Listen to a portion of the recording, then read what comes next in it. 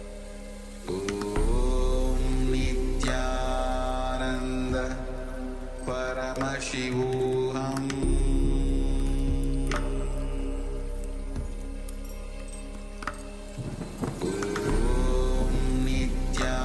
Nityananda Paramashivoham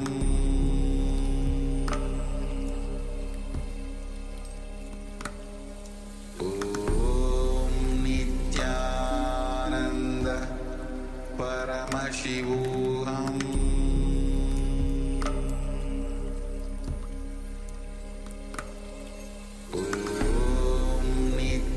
Nityananda Paramashivoham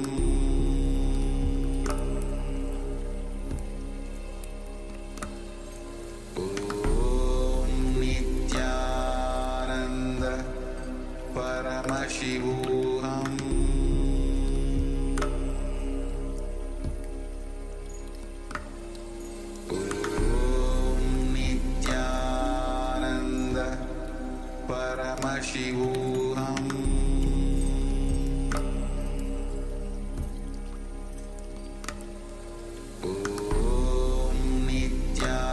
Nityananda Paramashivoham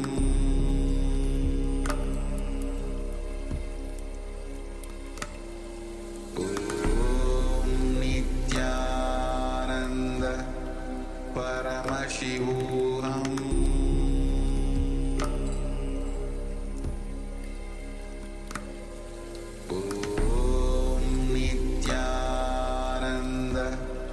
Nityananda Paramashivoham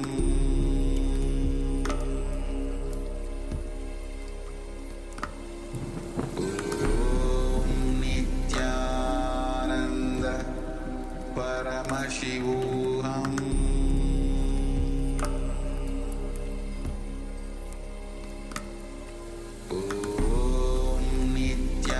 Nityananda Paramashivoham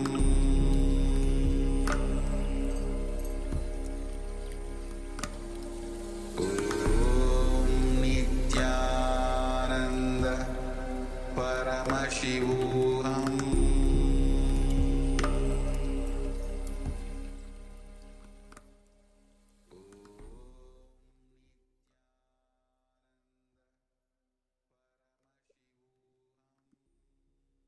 Yes, slowly, very slowly, you can open your eyes.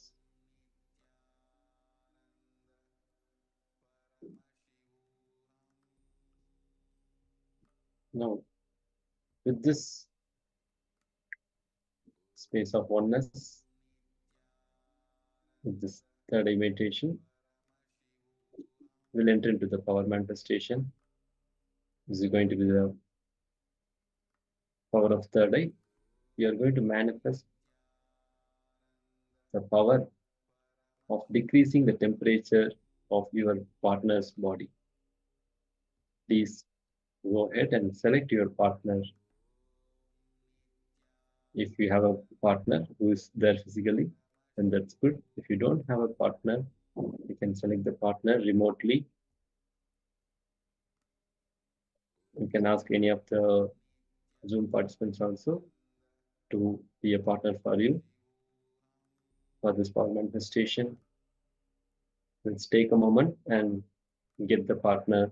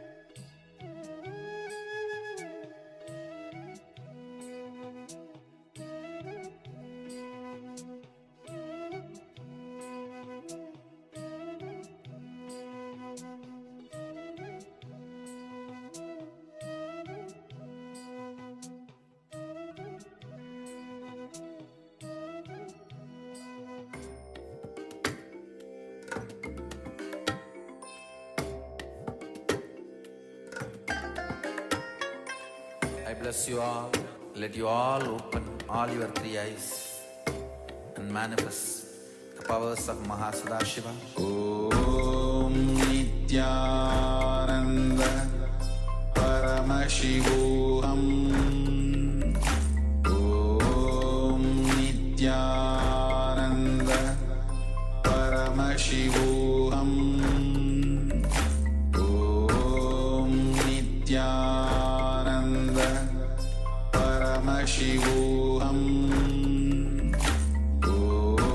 Om Nityananda Paramashivoham. Om Nityananda Paramashivoham. Om Nityananda Paramashivoham. Om Nityananda Paramashivoham. Om Nityananda Paramashivoham.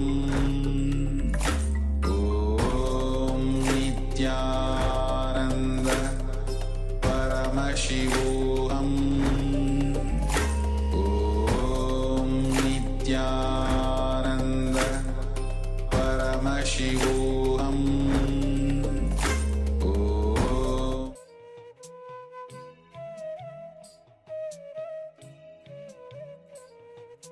Yes, I hope everyone has found your partner. Nityanama Ma Shukrendrana.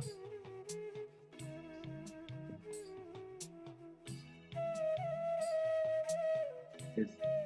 Once again, we request all the participants to switch on your camera. Sobuna Saksyanama, Joan Han, and Evin Ma, and Ma Anandagara Ma. Let's get ready for the power manifestation. You are going to manifest the power of decreasing the temperature of your partner's body. So, please select your partner and measure the temperature now itself before manifesting the power, so that you can verify the results later after the power manifestation.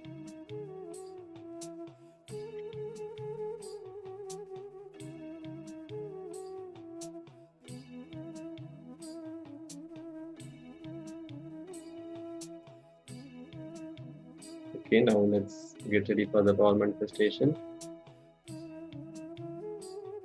Please be seated with your head, neck, and spine in the straight line.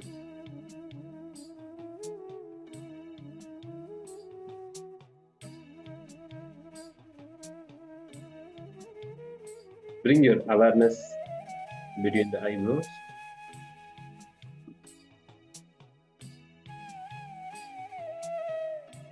Visualize Supreme Pontiff of Hinduism, Bhagavan Sri Nityananda Paramashivoham, in your third eye,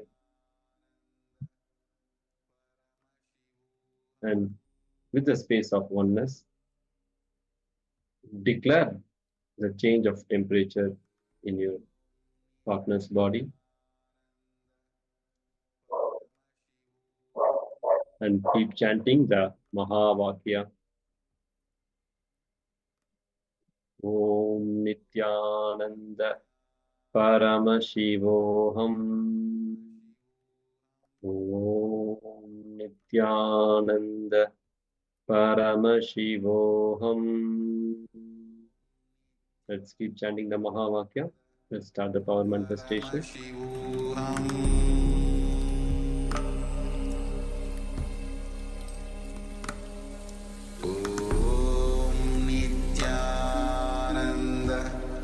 Paramashivoham.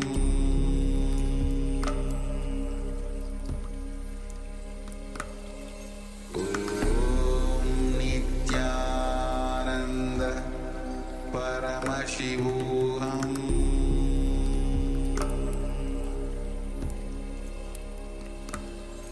Om Nityananda Paramashivoham.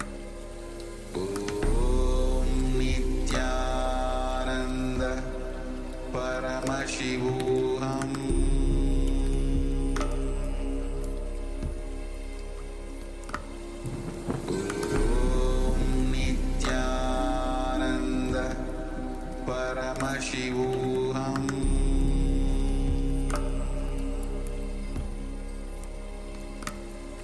Om Nityananda Paramashivoham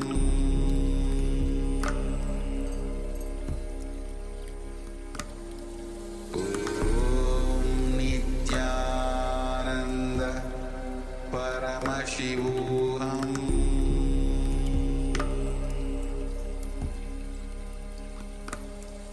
Om Nityananda Paramashivoham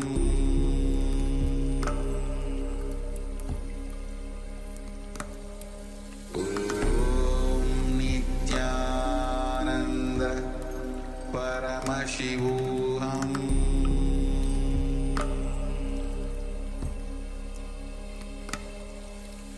Om Nityananda Paramashivoham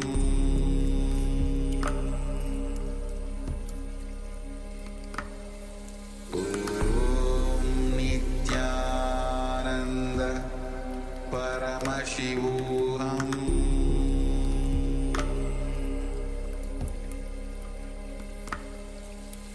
Om Nityananda Paramashivoham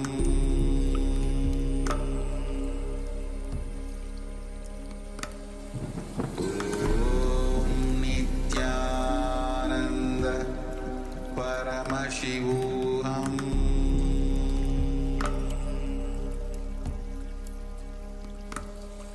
Om Nityananda Paramashivoham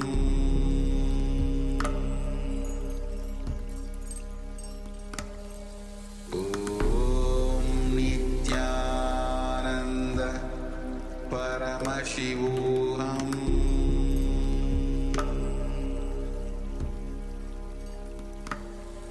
Om Nityananda Paramashivoham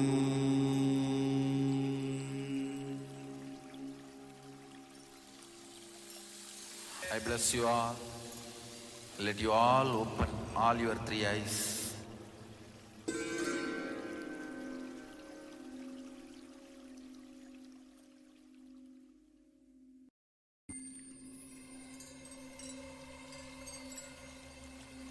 I welcome you all with my love and respect.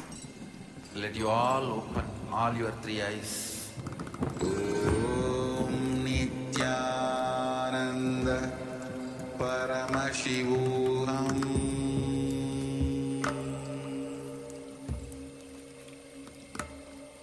Om Nityananda Paramashivoham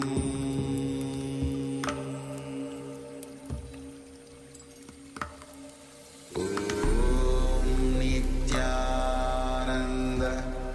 Paramashivoham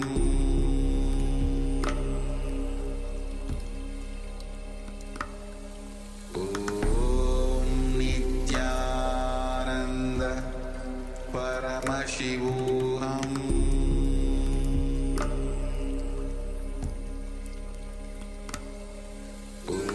Om Nityananda Paramashivoham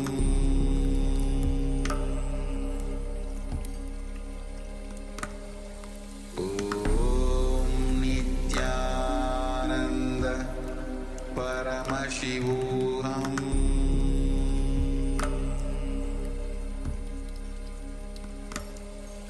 Om Nityananda Paramashivoham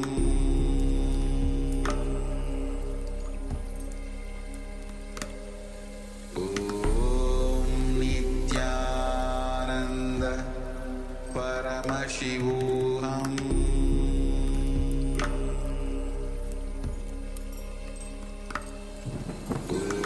Om Nityananda Paramashivoham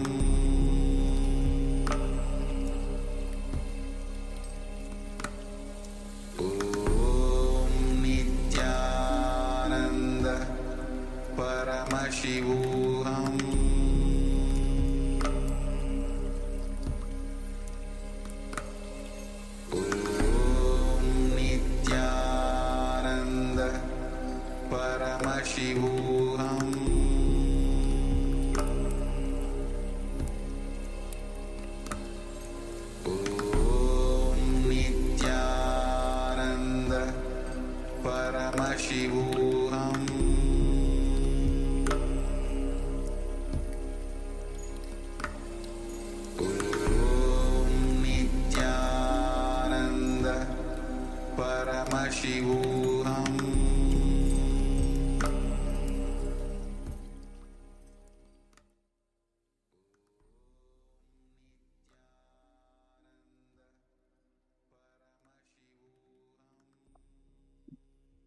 Yes. So we can relax and open your eyes. Just open your eyes and come back. Switch on your camera. Ma Sukrendananda has shared the body temperature has been reduced from 37 to 36.2. Did to myself. Okay. Great, Ma. That's good. Great. And whoever has manifested the power, please go ahead and share your results.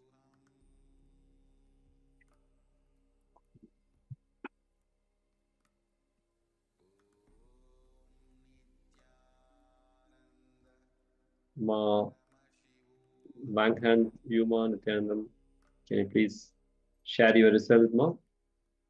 Power manifestation results.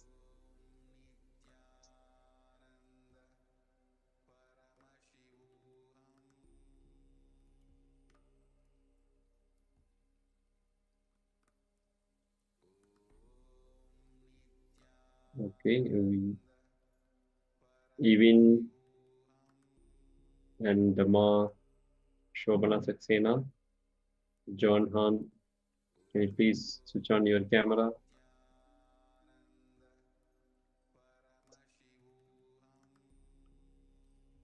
Okay. Okay, just to you keep posting your verification results of the power manifestation. Meanwhile, we'll enter into the further segments. Yes, now Swamiji is going to directly guide us through the Kriya. There's a Kriya for infection cure.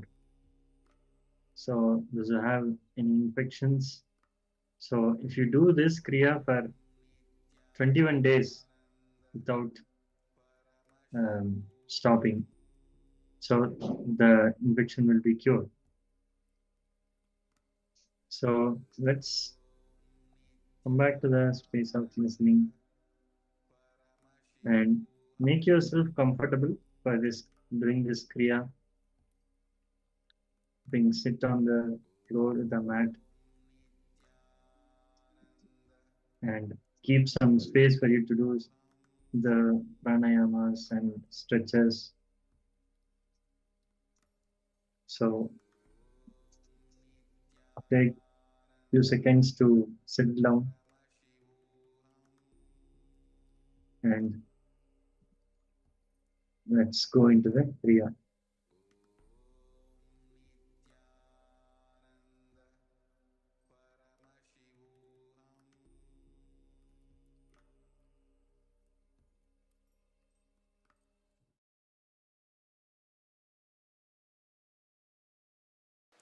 Today, Nitya Kriya, care for infections. Please understand, when I was designing the Kriya for this, I realized infection is equivalent to cancer in yogic physiology. Please understand, in yogic physiology, infection is just too big disease. Please understand,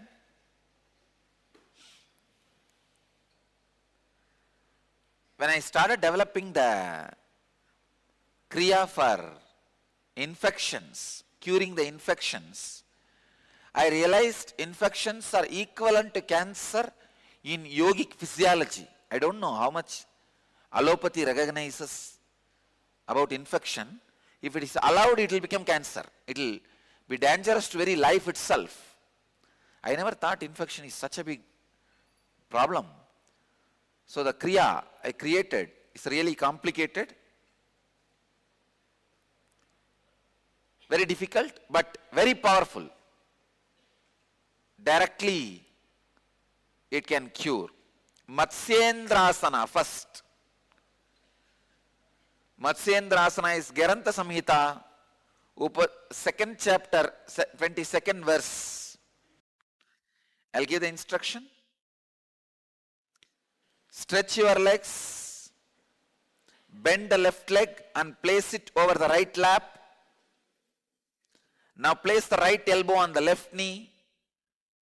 Place your face on the right palm. Yes. This is Maschendrasana.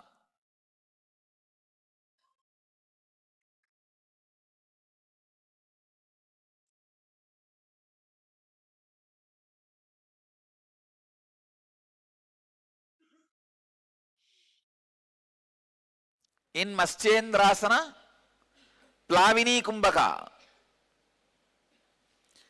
Let me explain. Inhale completely. Put the chin on your chest and hold as long as you can. And exhale as slowly as possible. Hold as long as you can, judiciously. Please do this 21 times.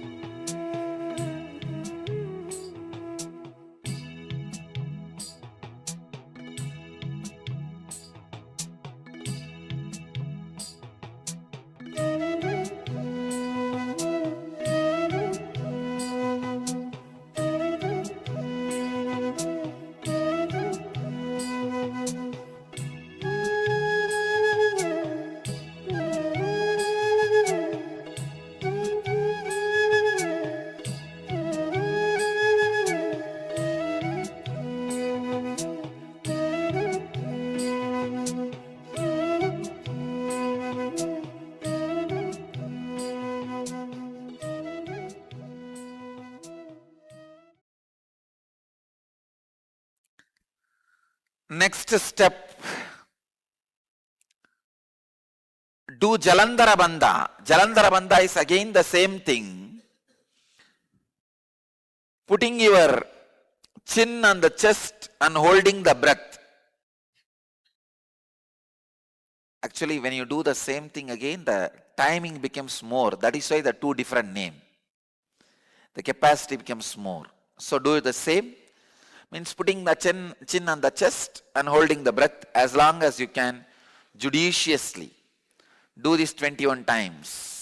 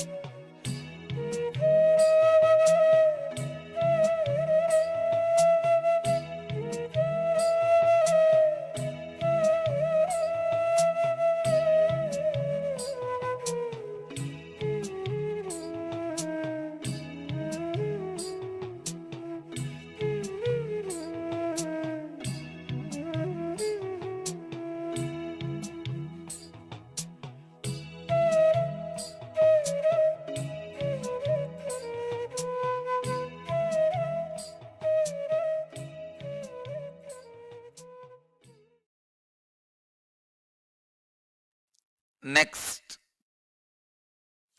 do the Magatasana.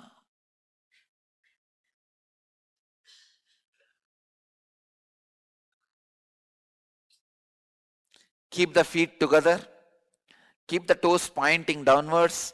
Sit on the heels with the heels raised off the ground. Rest the knees on the floor and spread the knees little apart. Take the hands up, cross them and place it behind the head. In Magatasana,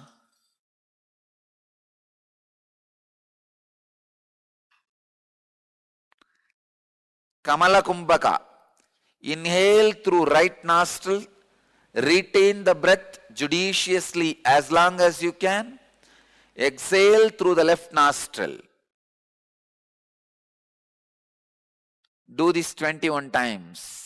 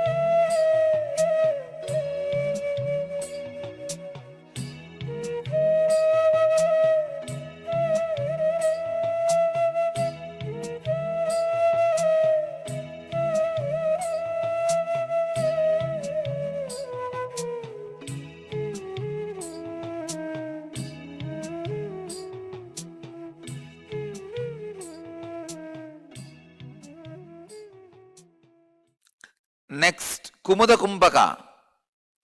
In Kumudha Kumbhaka, inhale through left nostril, hold the breath, and exhale through right nostril. Change. Inhale through left, hold the breath judiciously as long as you can. Exhale through both the nostrils, not through right, both the nostrils. Exhaling. Do this 21 times.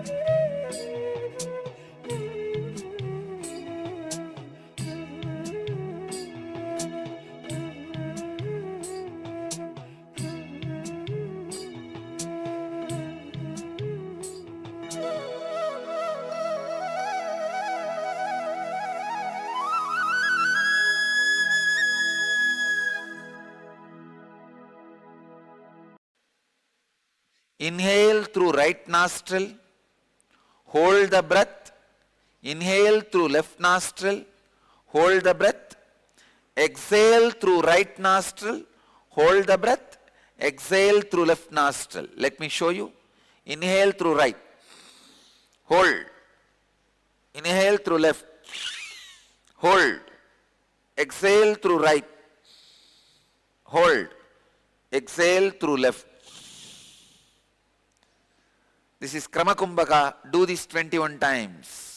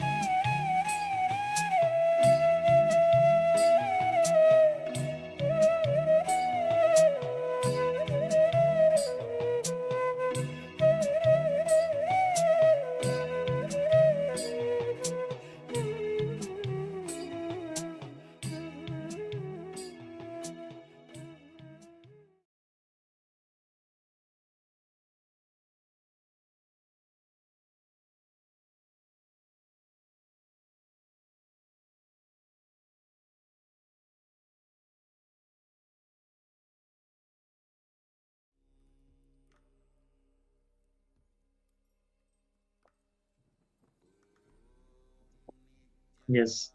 So after this powerful Kriya for the infection cure, so as Swamiji guided us, keep doing this Kriya for 21 days and you'll see the infection will be completely cured. And if you have any doubts or queries, you can ask us in the Zoom chat.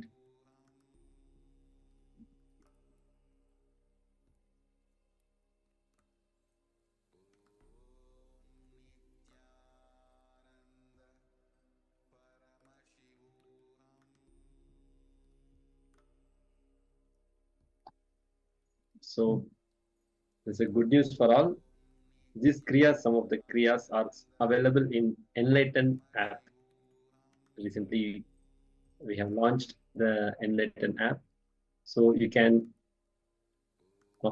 in your Google store, you can search Enlightened app. So you can install locally and you can find these kriyas and practice whenever you want. Yes. So now we are moving on to the next segment. Now Swamiji is directly going to guide us through the awakening of the reality, awakening to the reality. So let's come back to a space of listening and let's listen to the powerful truths, powerful understandings about the awakening to the reality. So let's listen to the Supreme Pontiff of Hinduism.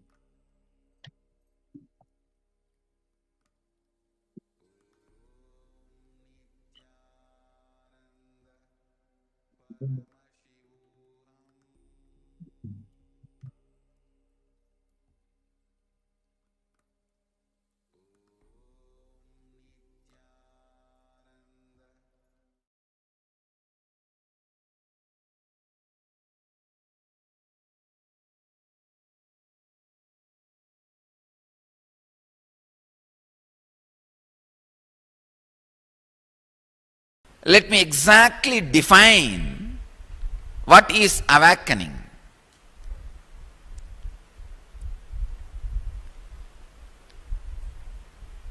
The experience which you carry about you, that I exist, should function through that part and connect with the reality. Understand? So what you think as you, that individual self, should function through all trillion cells and relate with reality. This is the exact definition of awakening. Now, if that Pratyagatma Chaitanya, the individual consciousness, is functioning through the eyes and relating with reality, already the tongue is sleeping or slipped into falsehood. If that is relating through the skin with the reality, ears are sleeping or slipped into the falsehood. Understand? Any part in you, any cell in you which is not connecting with the self and the reality, which is not being bridge for these two, is either sleeping or slipping. All sleeping is slipping into falsehood. For example, now your ears are functioning, eyes are functioning, but if you are not completely aware about the changes you are experiencing in your skin, the skin part is not in reality. That cells are in falsehood, slipping into falsehood. So, you are not completely enlightened. All trillions of cells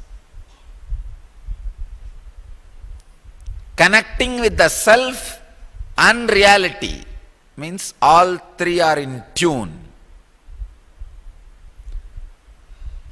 This experience is what I call inner awakening. If you have to do this by yourself, impossible. Try. By that time you keep your eyes alive, open, awake with reality. Of course, even if it sees, it is not seeing the reality, because there is so many layers and layers and layers of mist and dust.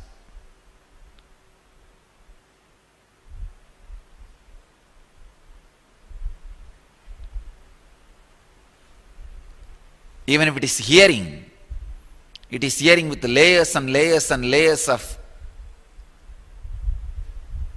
morphed, misrepresented, manipulated words and visions.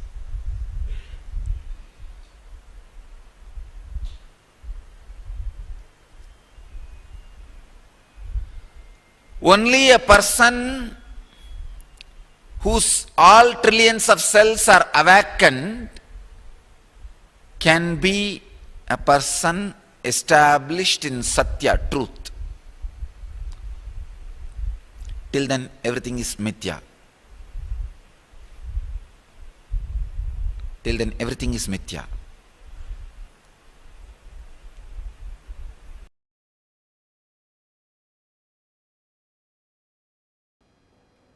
Today I'll speak on the unique equation that exists between authenticity and the reality of your life.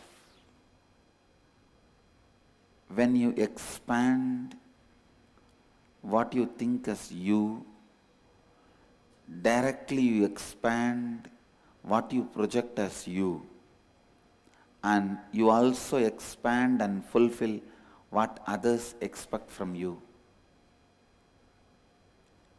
Just like a film kept in front of the projector light is seen as a reality in the screen,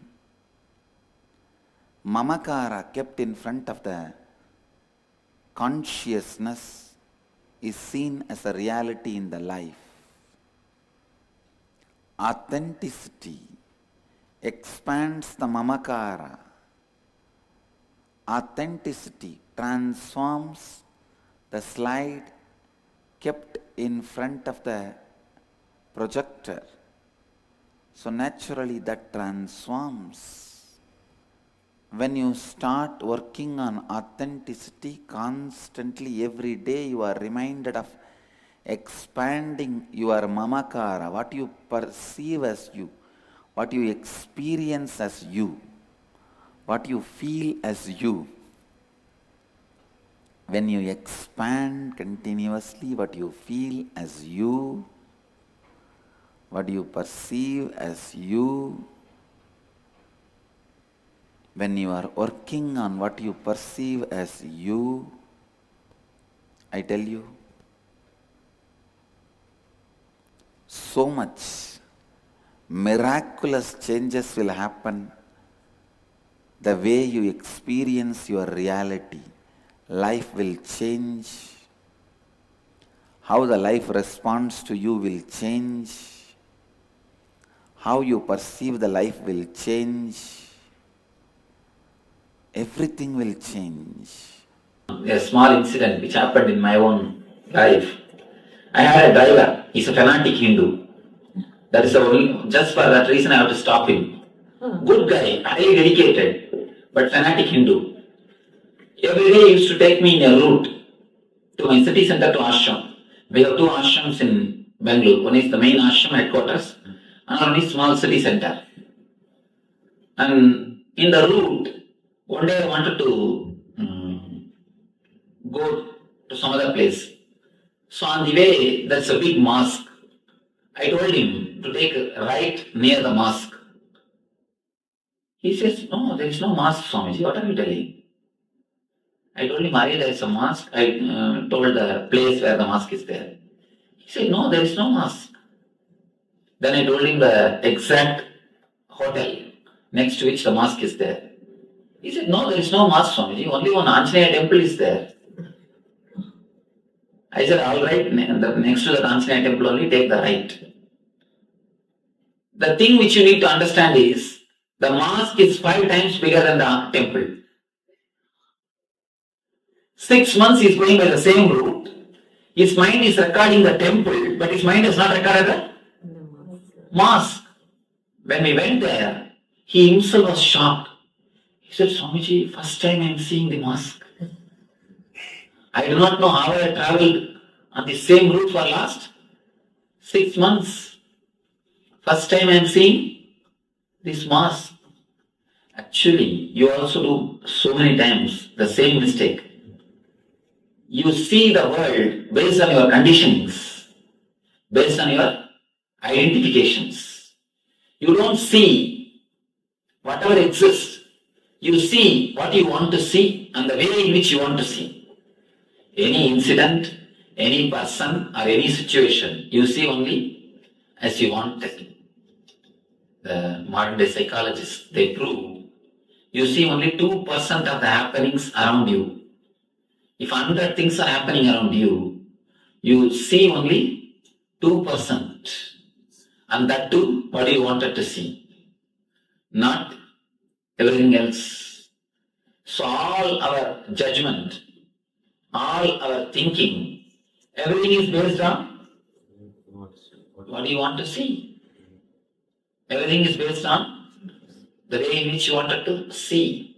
There's a beautiful concept in Vedanta. Drishti Srishti means seeing what you want to see. Not seeing what is, seeing what you want. In our life, we see only what we want to see. When the Samnya Chakra is awakened, you will start having a deep intuition or a clear intelligence about everything, because your vision will become more sharper and deeper, not only the physical vision. I'm telling about the inner vision, inner clarity. You will have more clear arguments, more clear judgments, more clear thinking. Your emotions are a result of years of conditioning that has gone into you. Multiple levels of conditioning. Conditioning from parents, siblings, family members. If your elder brother again and again gets angry and never gets corrected, gets away with it, you learn the lesson. Wow. Then by getting angry, your space becomes more. Nobody can bully you. You can get away with it. The lesson goes inside. That is the conditioning. Understand? Neither your elder brother directly conditioned you, nor your parents directly conditioned you, but your parents bend when your elder brother screams. Then what lesson you learn?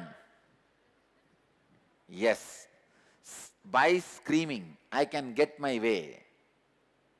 I can get what I want. You are now conditioned. The multiple level of conditioning, same way. How my brother gets attention, how my sister does not get attention. All these conditions you. The multiple level of conditioning, your whole personality itself is a result of your parental and social conditioning. Parental and social conditioning. Attention need is one of the fundamental childhood conditionings. Parents use fear, and greed as a tool to control you. For example, when you eat, they say, what a good boy you are. And they will tell you also, if you don't eat, you are a bad boy. How can that make me bad boy? Of course, unfortunately, you can't think at that time. So if they tell you you are bad boy, you are bad boy, that's all. If they tell you you are good boy, you are good boy, that's all. Just to break this one conditioning, it takes almost 1 year for me with my ashram. They have to get out of the words uttered by others and have their own understanding about themselves. Just for this one thing, it takes 1 year for me. Human beings are so deeply conditioned by the words uttered by the parents. Unfortunately, they try to project their parents on me. I tell them, no. I am neither your father nor your mother. I am beyond. I am not going to be your father figure. No. I don't want to do that sin of conditioning you. It is time. You need to look in. The childhood attention need knots, conditionings. Understand? The original sin is not Adam eating that apple. No. The original sin is parents conditioning the kids. The first conditioning starts with the attention need. How your parents control you? Just see, if you are crying, if you are crying constantly, you are a bad girl. You keep quiet. That is where the basic conditioning starts. As far as I am concerned, when a child laughs, you should allow it to completely laugh. When a child cries, you should just allow the child to cry completely. The dreams and the imaginations disturb the Muladhara chakra.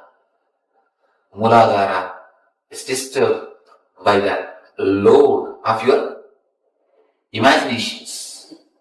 See, when you understand this one idea, only this one idea, nothing else is necessary. This one chakra is enough. You can come out of the 80% of the problems.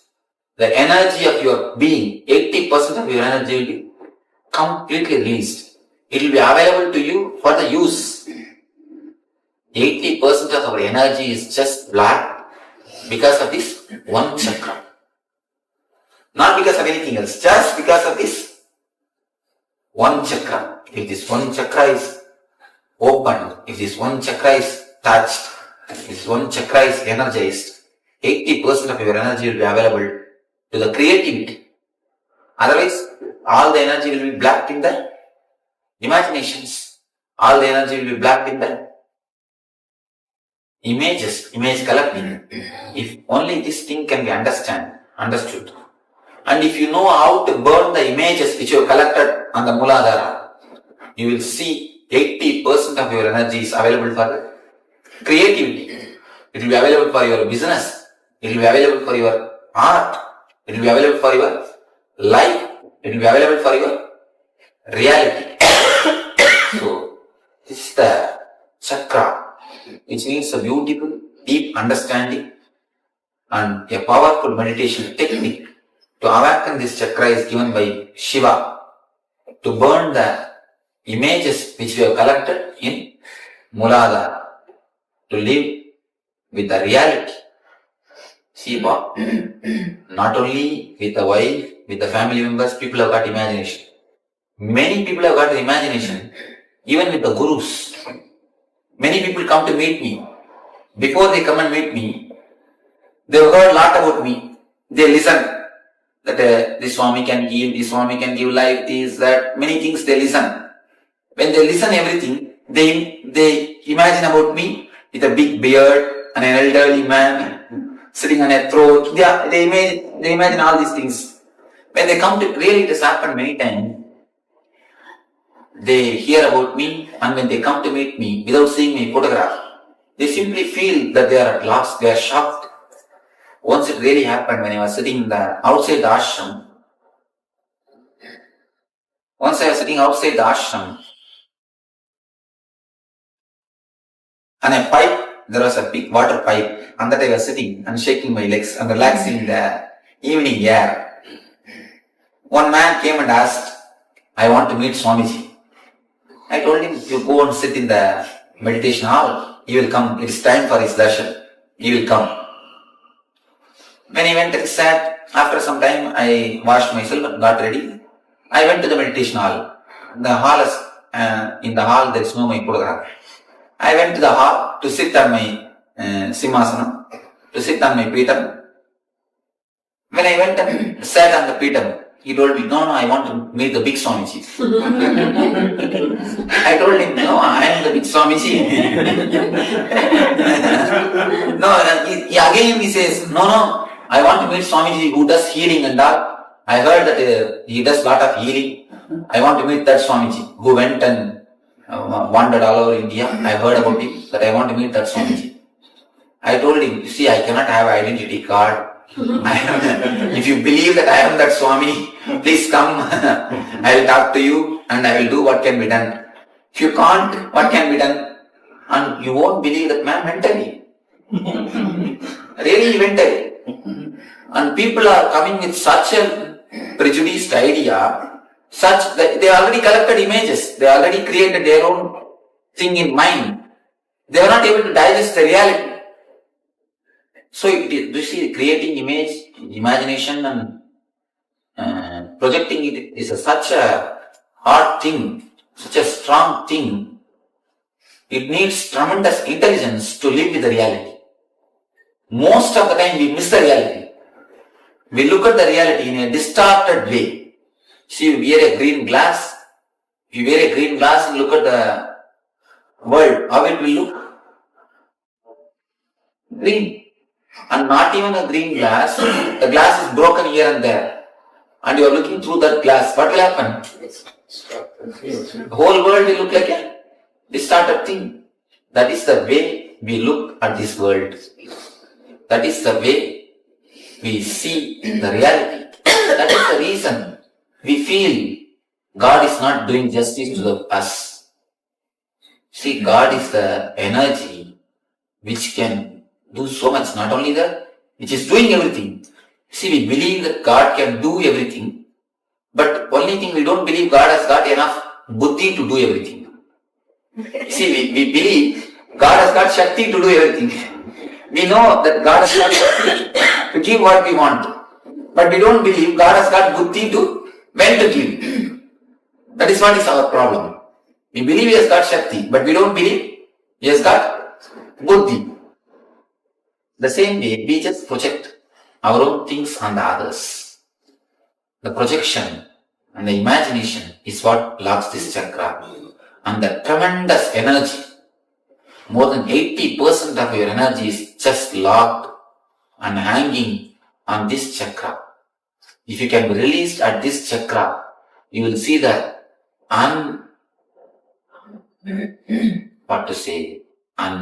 unemptiable or the perennial source of energy is touched by your life, by your being. There is a technique by Shiva in Tantra to awaken the Muladhara chakra. This is a highly powerful technique which directly touches the Kundalini and awakens the energy centers of our body.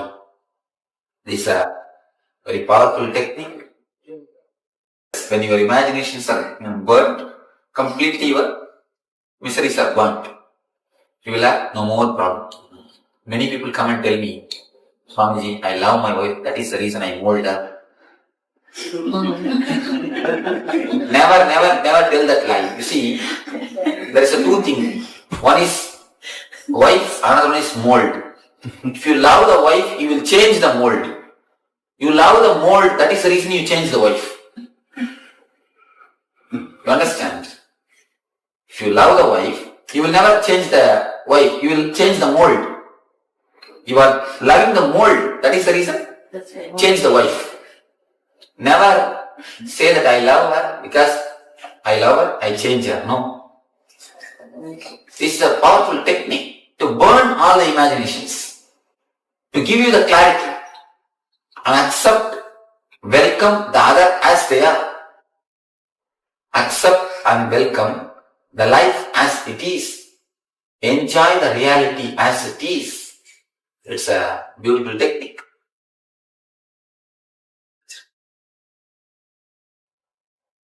To awaken the energy of the Muladhara. You see, if the Muladhara is awakened, you will accept the reality. If you accept the reality, Muladhara will be awakened. It will be like a chain. Any chakra has to be awakened with understanding. You see, there should be two things in your life. Maturity and meditation, both. Only meditation will do nothing.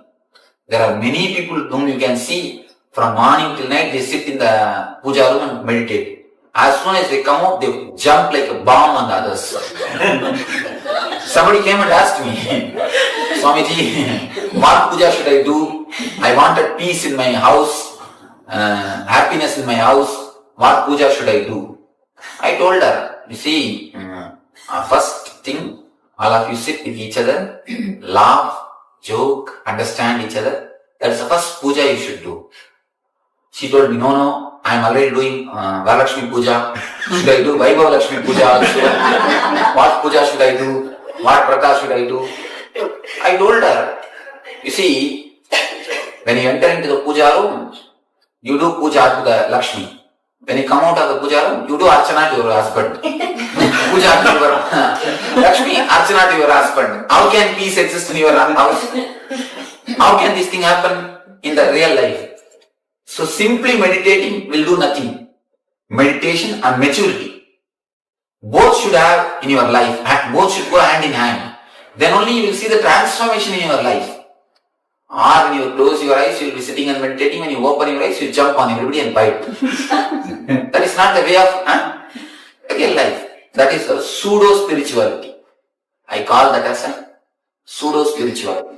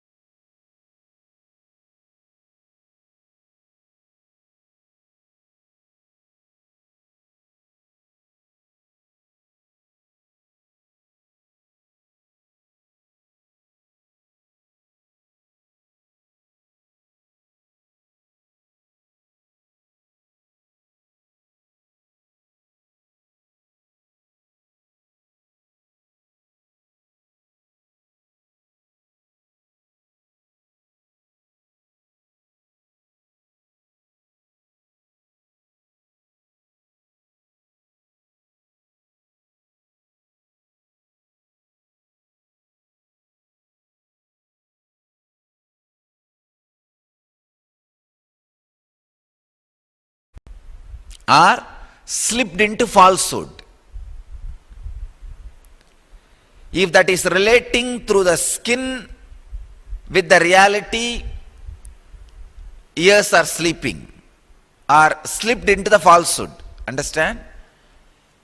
Any part in you, any cell in you which is not connecting with the self and the reality, which is not being bridge for these two, is either sleeping or slipping. All sleeping is slipping into falsehood. For example, now your ears are functioning, eyes are functioning, but if you are not completely aware about the changes you are experiencing in your skin, the skin part is not in reality. That cells are in falsehood, slipping into falsehood. So, you are not completely enlightened. All trillions of cells connecting with the self and reality means all three are in tune. This experience is what I call inner awakening. If you have to do this by yourself, impossible. Try. By that time you keep your eyes alive, open, awake with reality. Of course, even if it sees, it is not seeing the reality, because there are so many layers and layers and layers of mist and dust.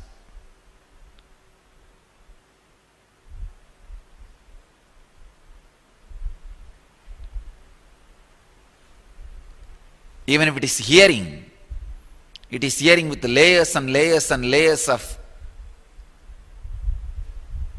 morphed, misrepresented, manipulated words and visions.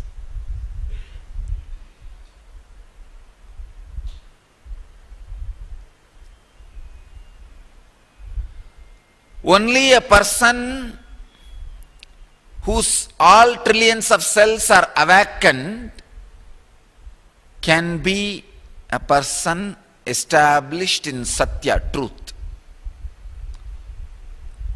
Till then everything is mithya.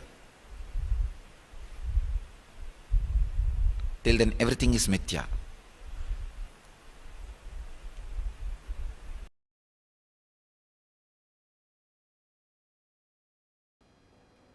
Today I'll speak on the unique equation that exists between authenticity and the reality of your life. When you expand what you think as you, directly you expand what you project as you, and you also expand and fulfill what others expect from you. Just like a film kept in front of the projector light is seen as a reality in the screen, mamakara kept in front of the consciousness is seen as a reality in the life. Authenticity expands the mamakara. Authenticity transforms the slide kept in front of the projector. So naturally that transforms. When you start working on authenticity constantly, every day you are reminded of expanding your mamakara, what you perceive as you, what you experience as you, what you feel as you. When you expand continuously what you feel as you, what you perceive as you, when you are working on what you perceive as you, I tell you, so much miraculous changes will happen. The way you experience your reality, life will change. How the life responds to you will change. How you perceive the life will change. Everything will change. A small incident which happened in my own life. I had a driver, he's a fanatic Hindu. That is the only, just for that reason I have to stop him.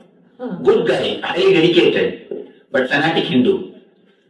Every day he used to take me in a route to my city center to ashram. We have two ashrams in Bangalore. One is the main ashram headquarters, another one is small city center. And in the route, one day I wanted to go to some other place. So on the way, there's a big mosque. I told him to take a right near the mosque. He says, no, there is no mosque, Swamiji. What are you telling? I told him, Ari, there is a mosque. I told the place where the mosque is there.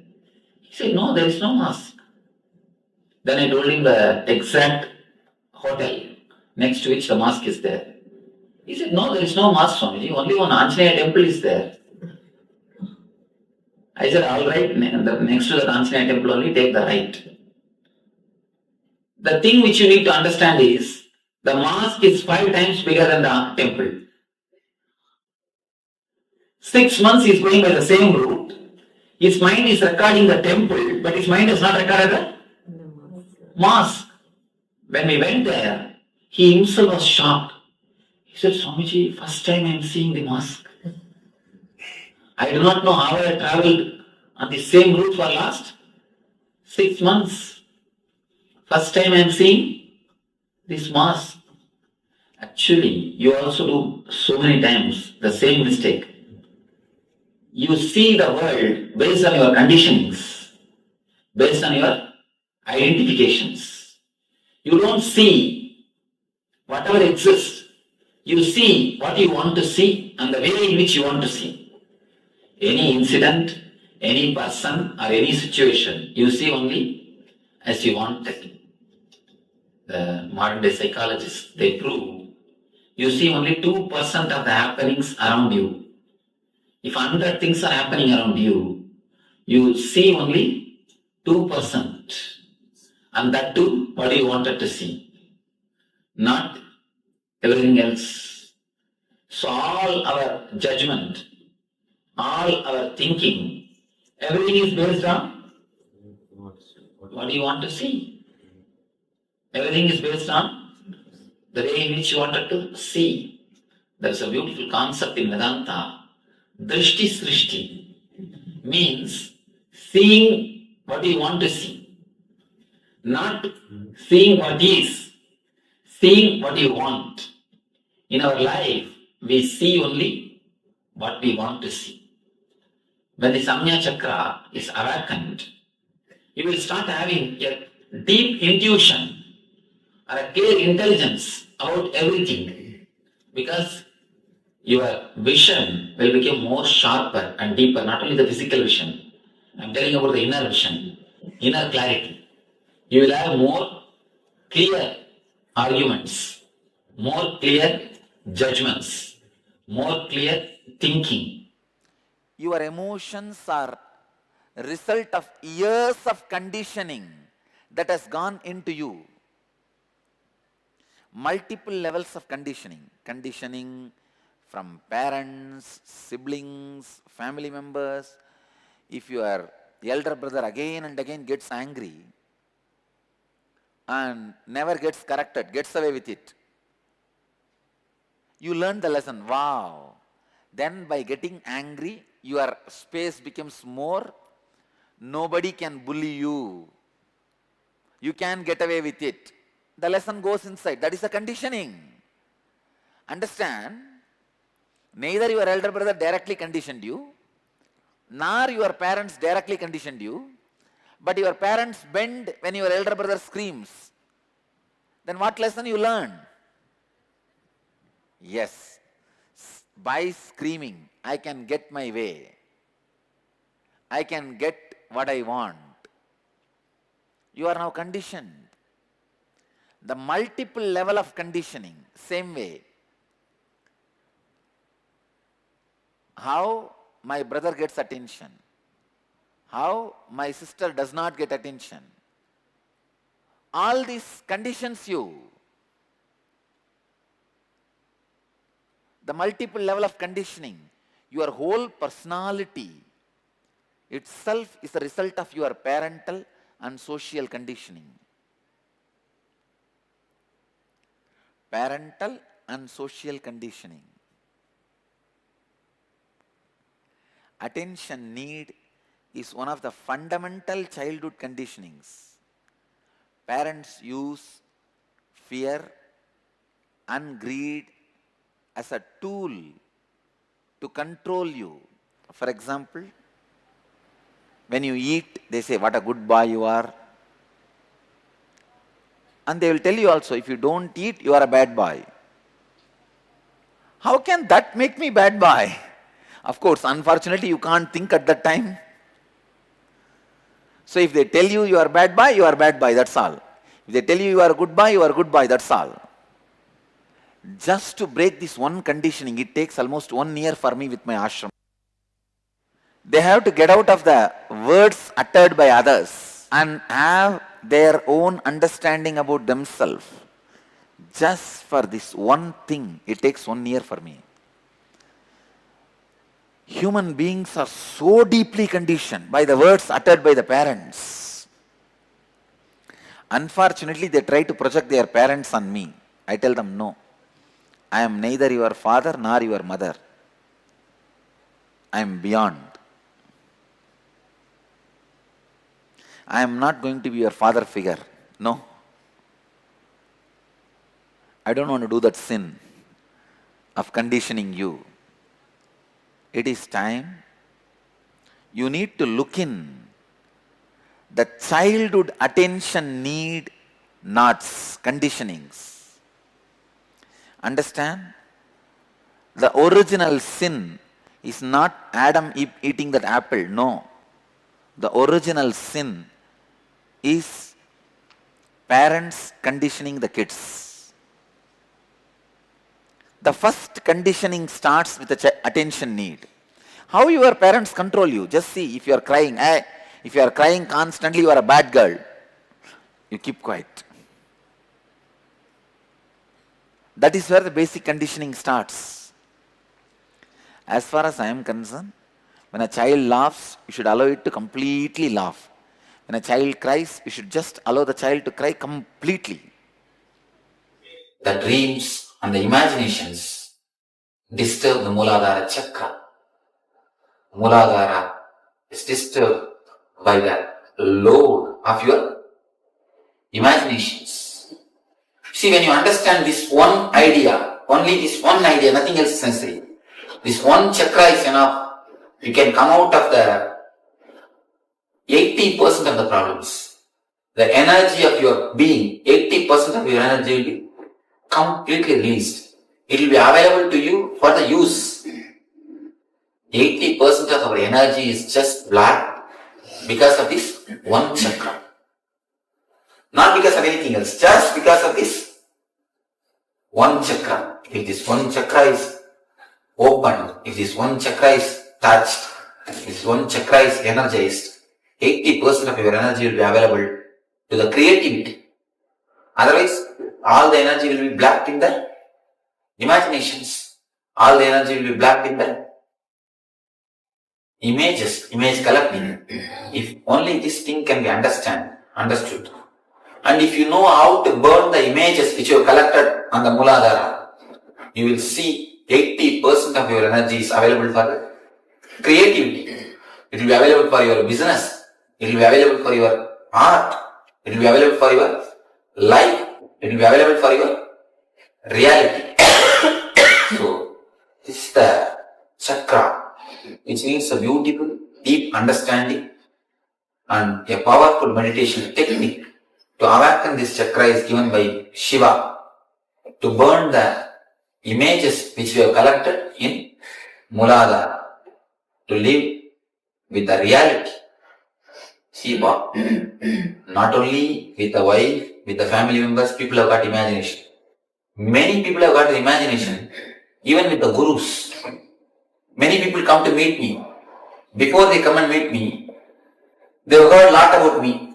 They listen that this Swami can give life, this, that, many things they listen. When they listen everything, they imagine about me with a big beard and an elderly man sitting on a throne. They imagine all these things. When they come to, really it has happened many times. They hear about me, and when they come to meet me without seeing my photograph, they simply feel that they are at last, they are shocked. Once it really happened when I was sitting outside the ashram. Once I was sitting outside the ashram, and a pipe, there was a big water pipe, and that I was sitting and shaking my legs and relaxing the evening air. One man came and asked, I want to meet Swamiji. I told him, you go and sit in the meditation hall. He will come. It is time for his darshan. He will come. When he went and sat, after some time I washed myself and got ready. I went to the meditation hall. The hall is, in the hall there is no my photograph. I went to the hall to sit on my simhasana, to sit on my peetam. When I went and sat on the peetam, he told me, no, I want to meet the big Swamiji. I told him, no, I am the big Swamiji. Again he says, no, I want to meet Swamiji who does healing and all. I heard that he does lot of healing. I want to meet that Swamiji who went and wandered all over India. I heard about him, that I want to meet that Swamiji.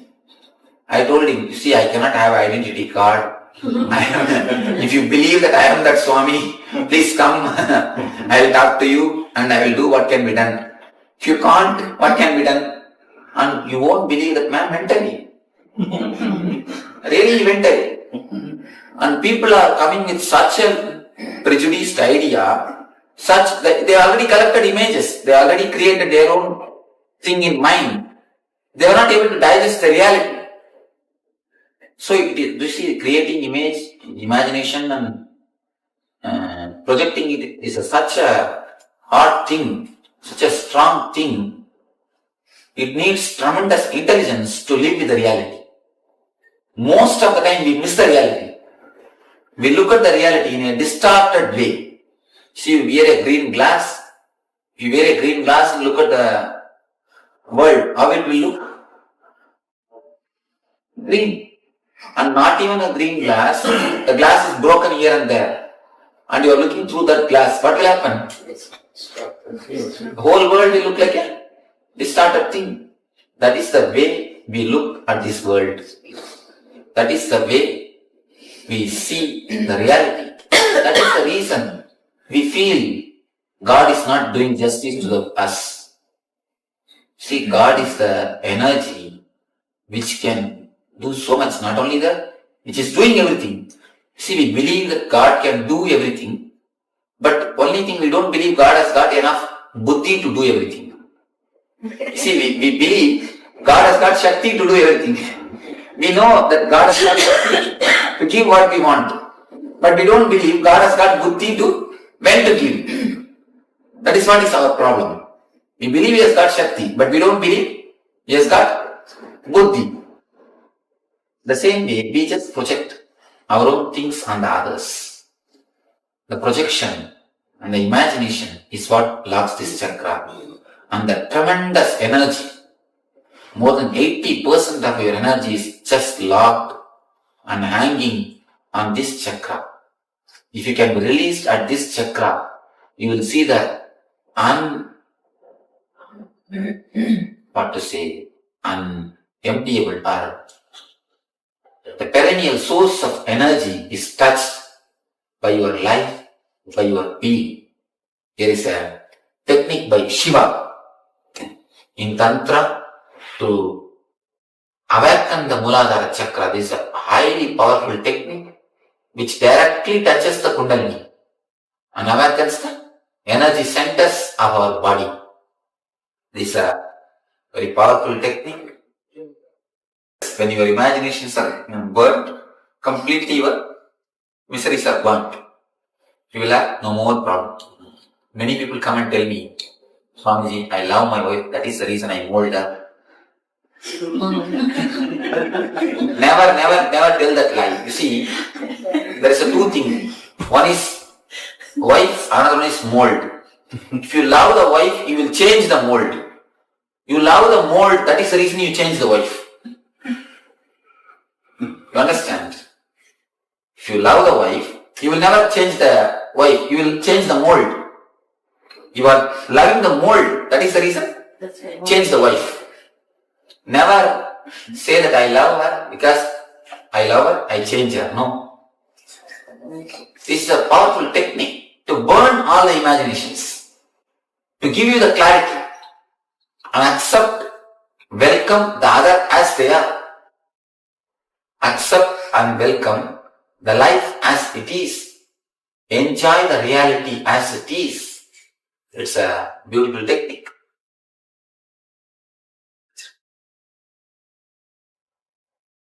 To awaken the energy of the Muladhara. You see, if the Muladhara is awakened, you will accept the reality. If you accept the reality, Muladhara will be awakened.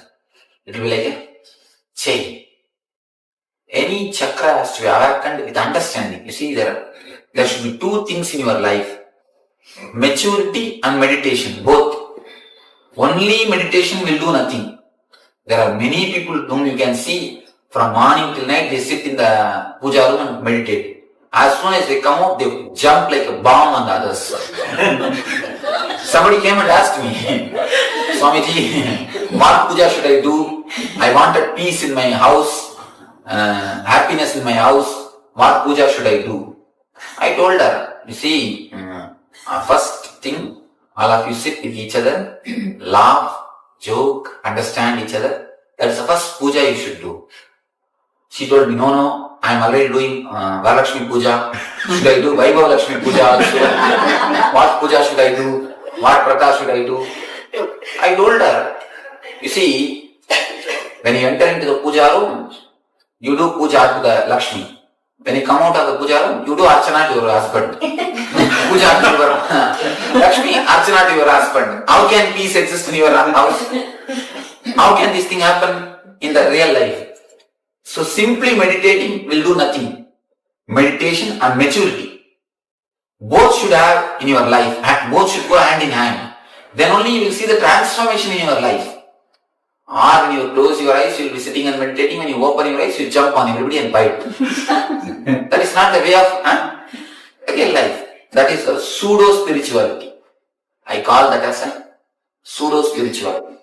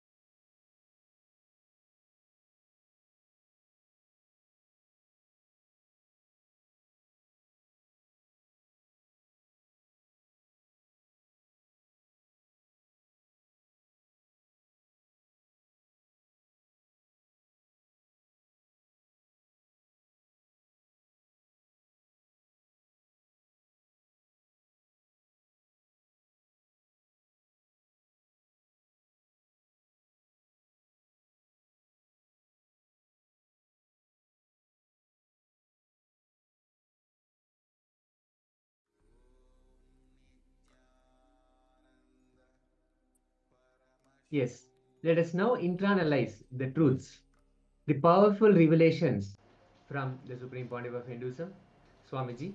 Now, all those instances, all those incidents in our lives where we got attention, and then there were incidents in our lives where we did not receive the attention. Either there was a lack of attention or we were maybe scolded, something like that. How those incidents and how we receive them inside and internalize them, how the whole thing has shaped us. You'll see how all those patterns are still affecting our reality or the version of reality that we experience. Whatever may be happening, we will only be able to experience based on those incidents, the decisions that we made from those incidents. So now, in this session, we'll be going through a process where we will awaken to the reality as it is, not based on impressions that we have created on the incidents that happened in the past, from our past memories. So now what we'll do as a first step is to look back and recall all those incidents. Remember all those incidents when we got good attention from our parents, from, or maybe from others also, but mainly from our parents because they have the most impact in our lives. So let us look at all those incidents, all those memories where our parents gave us so much of attention, so much of positive attention. They said something like, yes, you did a good job. They patted on our back, or they gave us a candy, or they said, good things about us, and then they shared what we did with their friends or their families, and so on. And maybe they gave a dessert, something like that. So all of this, recall all those moments and now look at how that made you feel and what actually made you think at those moments. Normally what will happen is when something we receive positive reinforcement, positive feedback, appreciation from our parents, we tend to say, yes, I need to do more of this, I need to be more of this behavior, so I can always have that positive reinforcement, positive feedback, rather the good gifts, the candies and all that. So at a very young age, we would have said, yes, we would have aligned ourselves to say, yes, this is how I should be, this is how my behavior should be, so that I will have that positive response from them. So now let us look at all those moments, all those incidents, and write them down. All the incidents where we had positive response from our family, from our parents, and how that made us feel. Let us start penning down. Let's take a pen and paper and a notepad and start writing down.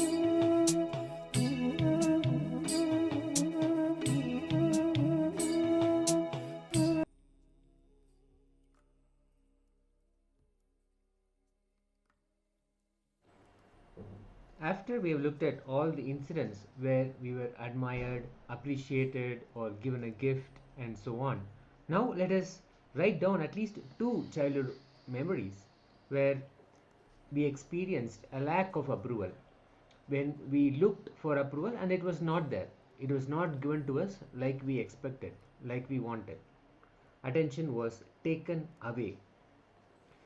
Now, write down those incidents and also write down what kind of attention was taken away. Did your parents say to move to the room, go to the room and be there, go to your own room, or say something like just go there, sit in one place, or don't talk to me, or no dessert for you, something like that. Some kind of admonishment happened. So let us now look at all those incidents and write down at least 2 memories where attention was taken away. So we experienced a lack of approval. We were looking for something, we were looking for approval. Maybe you did something and you went and you showed to your parents and there was not that much of attention there, and then they said, okay, go to your room, I don't have time now. Something like that, that immediately made you experience a lack of approval. So let's remember and write at least 2 incidents. Let's start.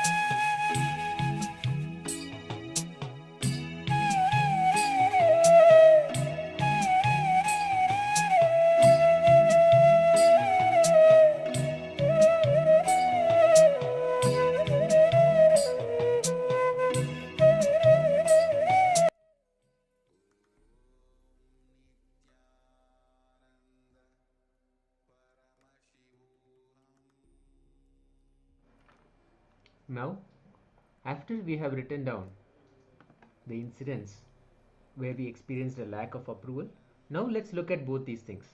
Let us see how in those two instances how we reacted, and how in the same way in all our current relationships, or maybe even all the other relationships in our lives, how we experience the same pattern.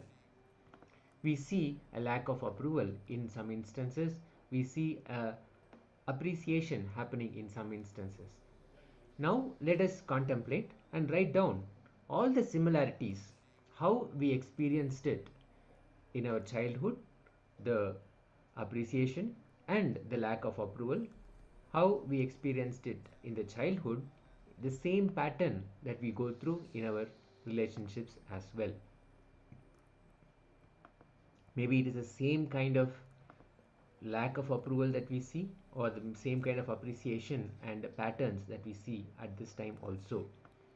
With what we have experienced in our childhood, let us see how the same thing is repeating in our relationship now. Let us start.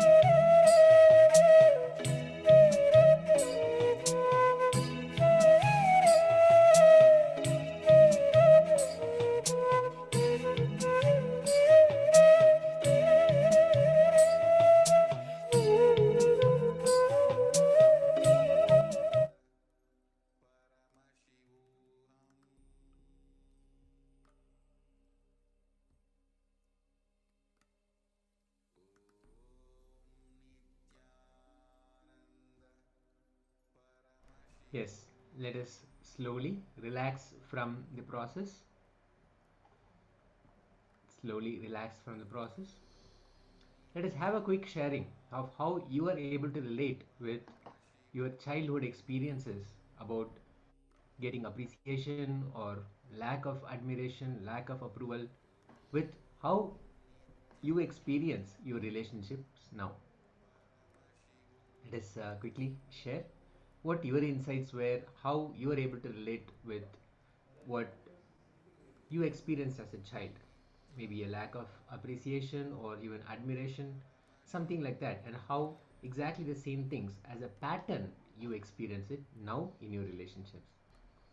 Let's quickly share.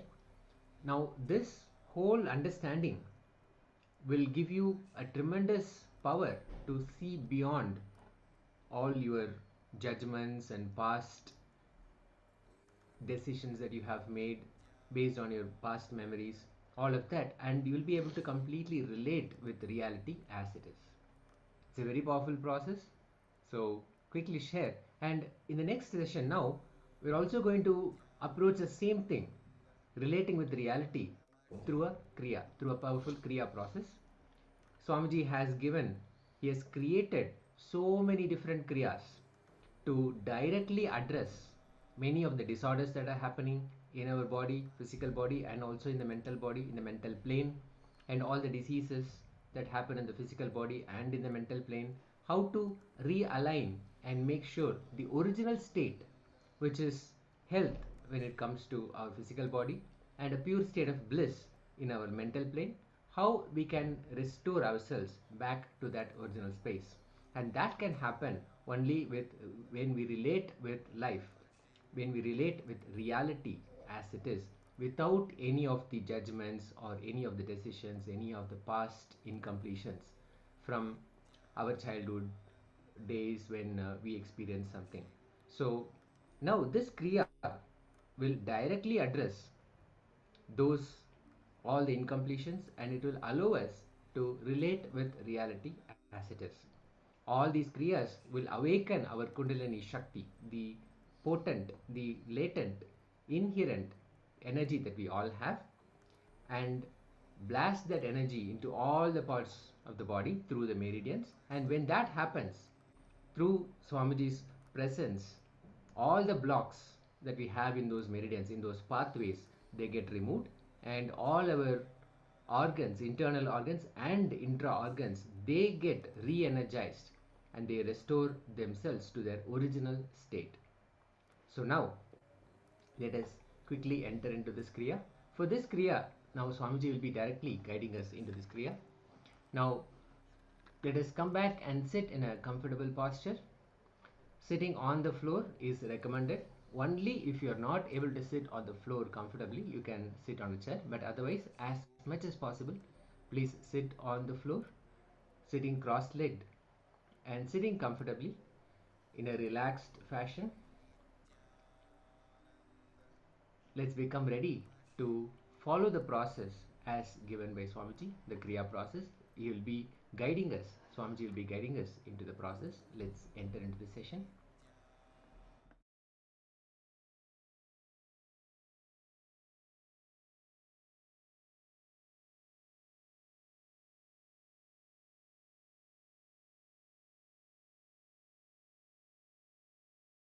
Now we will be doing a Kriya to break the pattern of attention need and free you from the unconscious influence of this attention need.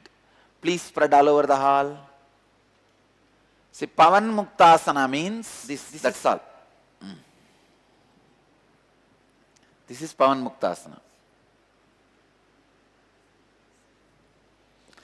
Come to the Pavan Muktasana. Close your eyes and tie the ribbon. In Pavan Muktasana, you need to intensely chant the humming.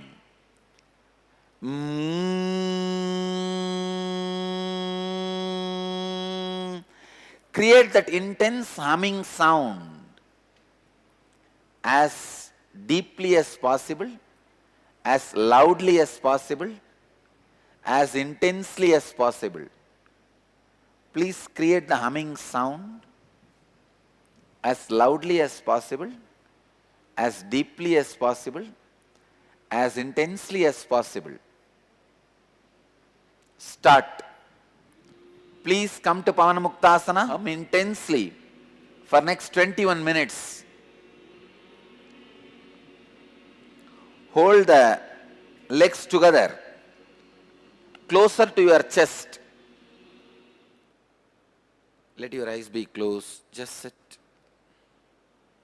You can sit in a relaxed way.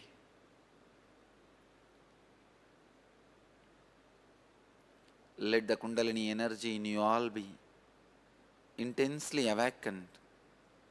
Fill the heart center. Break all the negative patterns related to attention need. Let you be healed.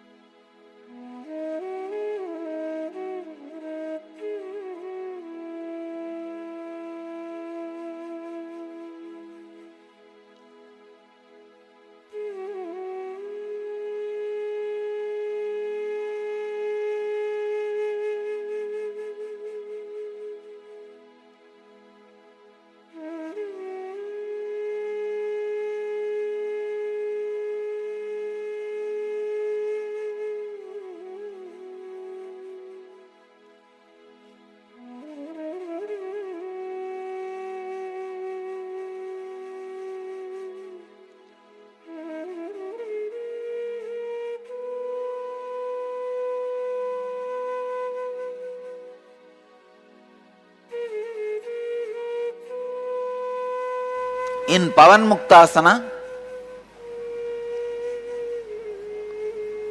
you need to intensely chant the humming.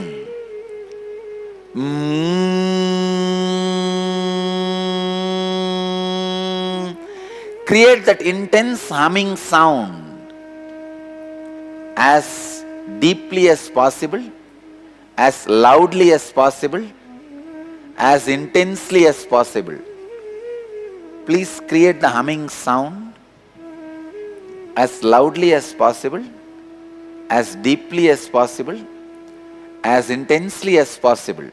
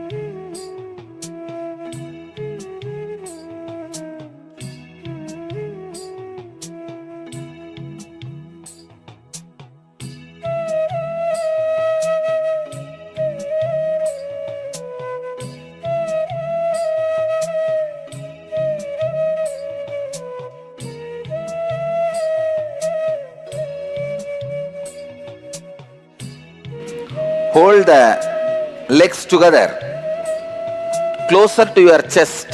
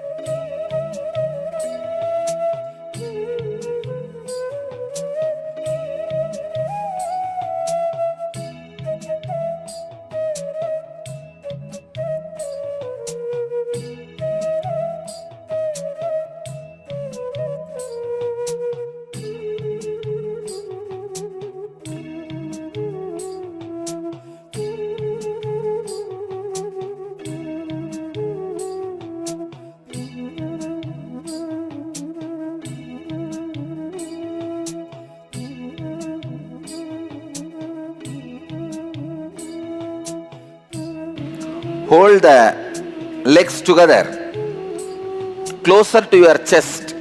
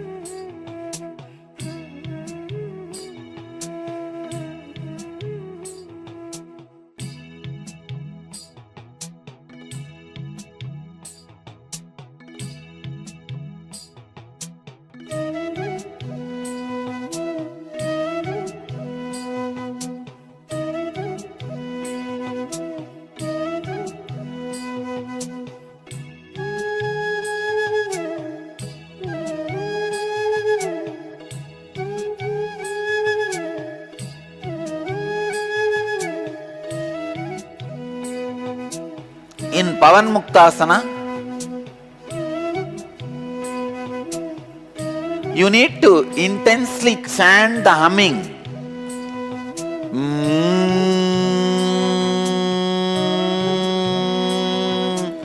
Create that intense humming sound as deeply as possible, as loudly as possible, as intensely as possible. Please create the humming sound as loudly as possible, as deeply as possible, as intensely as possible.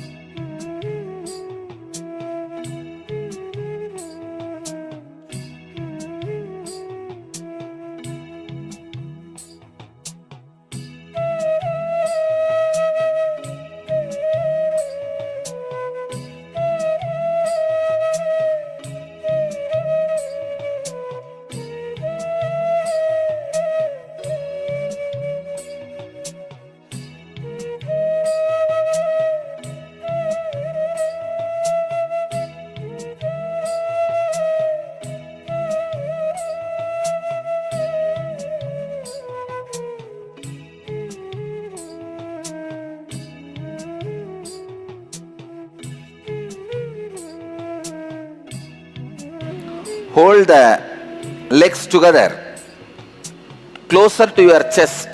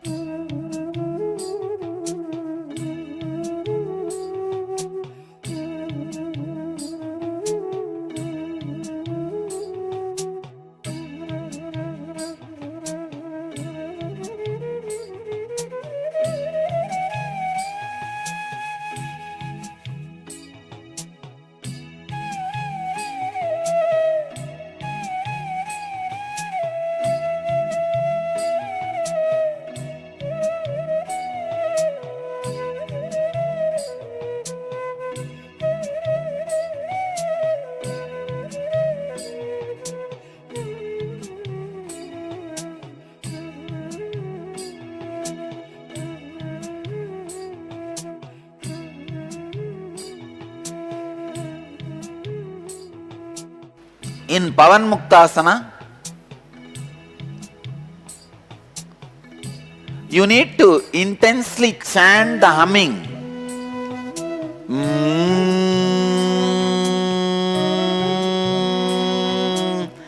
Create that intense humming sound as deeply as possible, as loudly as possible, as intensely as possible. Please create the humming sound as loudly as possible, as deeply as possible, as intensely as possible.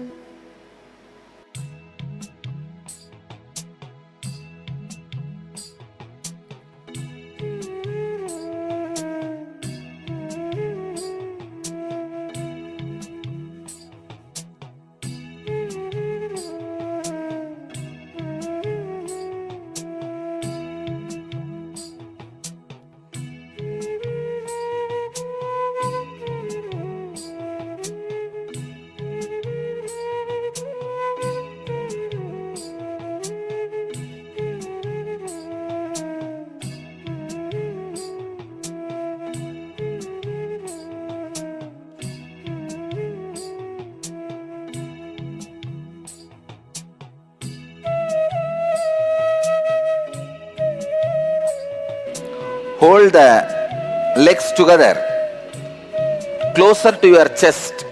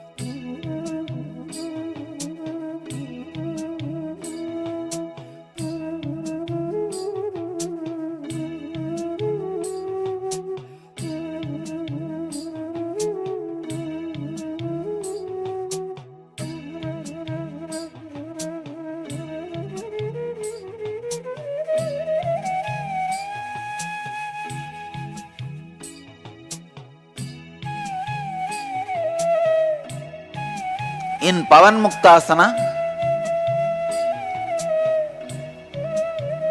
you need to intensely chant the humming.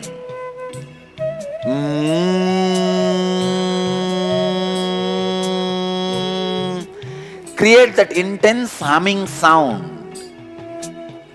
as deeply as possible, as loudly as possible, as intensely as possible.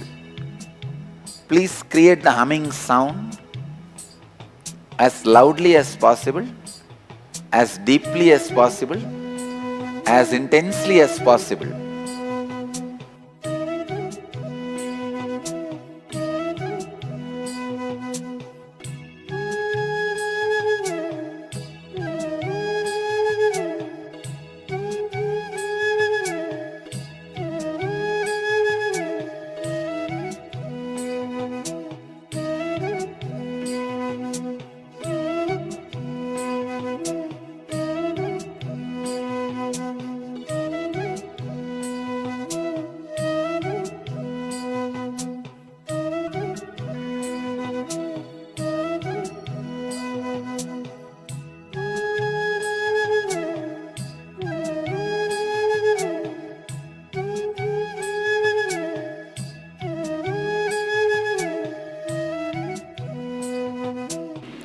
Hold the legs together, closer to your chest.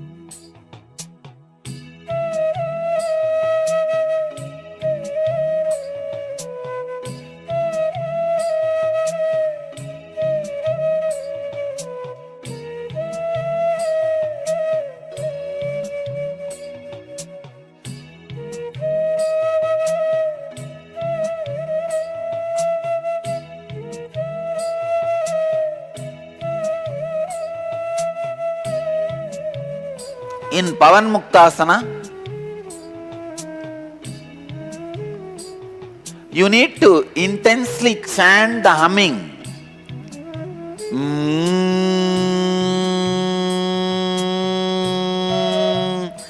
Create that intense humming sound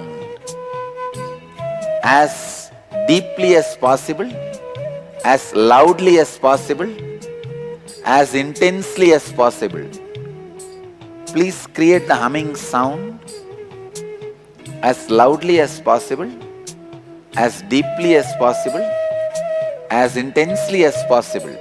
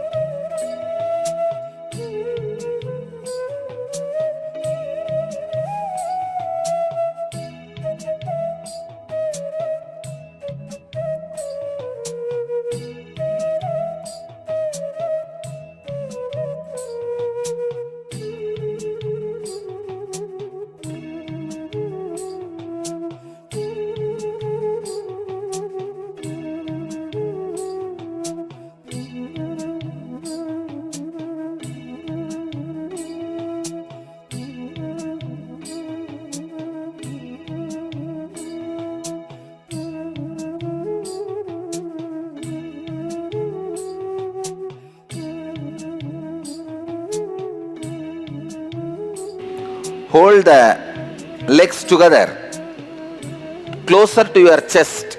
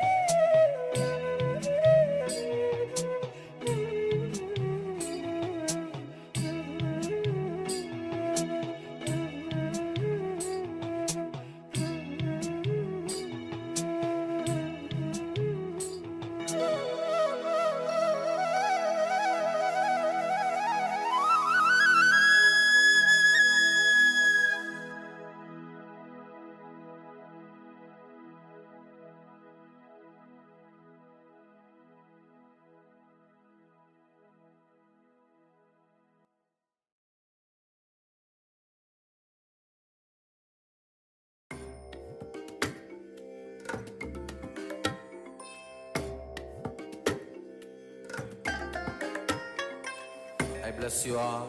Let you all open all your three eyes and manifest the powers of Mahasadashiva. Om Nityananda Paramashivoham. Om Nityananda Paramashivoham. Om Nityananda.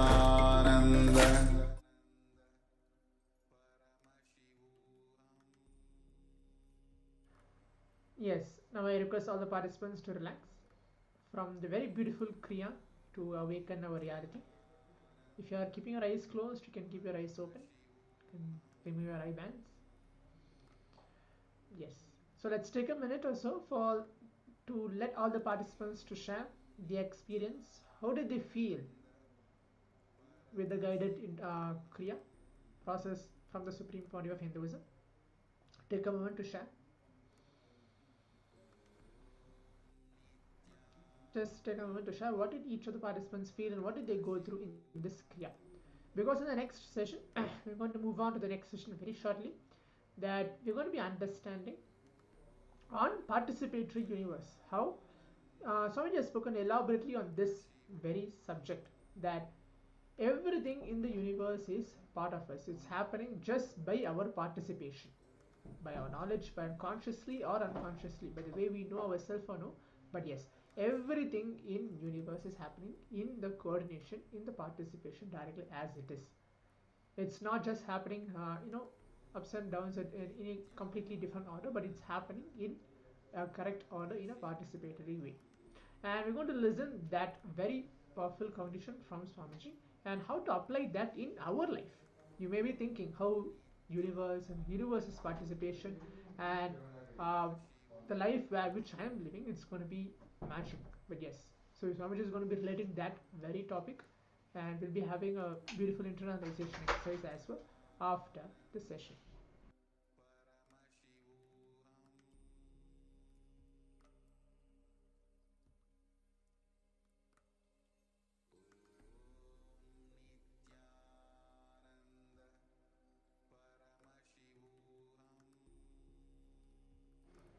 Yes, I can see Mahananda Gaurupani has put attention feels more and more focused, breathing more and more relaxed. Wonderful. Yes, wonderful, ma. So now let's sit as we're going to listen directly from the Supreme Pontiff of Hinduism on this very subject of participatory universe. Make sure you write down your powerful cognition, your understanding uh, in this session as well, right? So let's begin now. Make sure you come back and be seated as we're going to begin this session.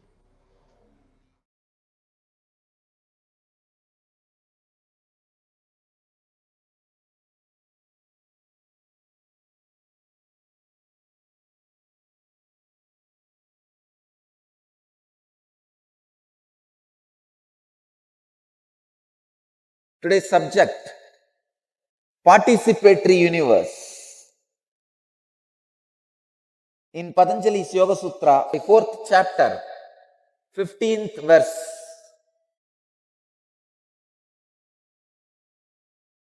Vastu samye chittabedat tayo vibhakta pantaha. Swami Vivekananda translates this sutra as, since perception and desire vary with regard to the same object, mind and object are of different nature. Swami Prabhavananda translates as, the same object is perceived in different ways by different minds, therefore the mind must be other than the object. Swami Satchidananda translates as, due to differences in various minds, perception of even the same object may vary. Bhagavan Osho translates as, the same object is seen in different ways by different minds. Let me enter into the sacred secrets revealed in this sutra. Participatory universe. Universe is not independent of your participation. Please understand, universe happens as you experience because you participate in particular way. When your participation changes, when the mood of your participation changes, when the attitude of your participation changes, universe changes. There are two sacred secrets in the sutra. One, when your participation changes, the universe changes. Second, as different minds experience the universe in different way, it does not have a definite existence. Not having definite existence, but creating the impact of existence on you is the reason why universe is named as Maya, is termed as Maya.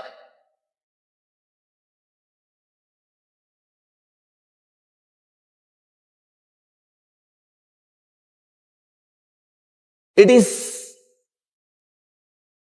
the hands with which you touch. It is the eyes with which you see. It is the nose with which you smell. It's the tongue with which you taste.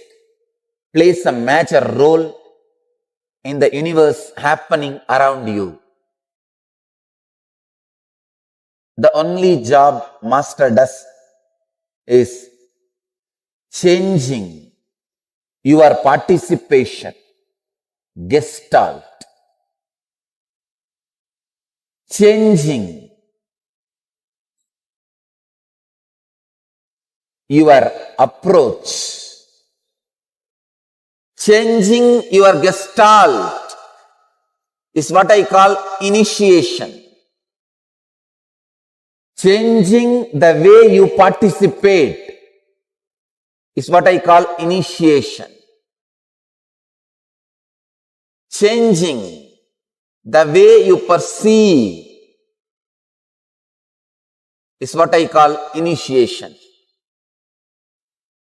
Initiation means giving you the larger picture of the whole and changing the way you perceive the existence.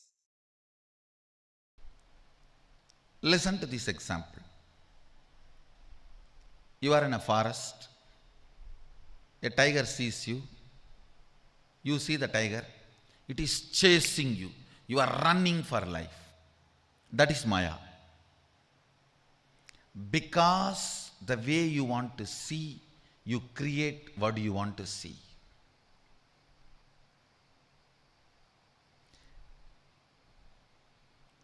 It is called drishti srishti. Because you see, you create.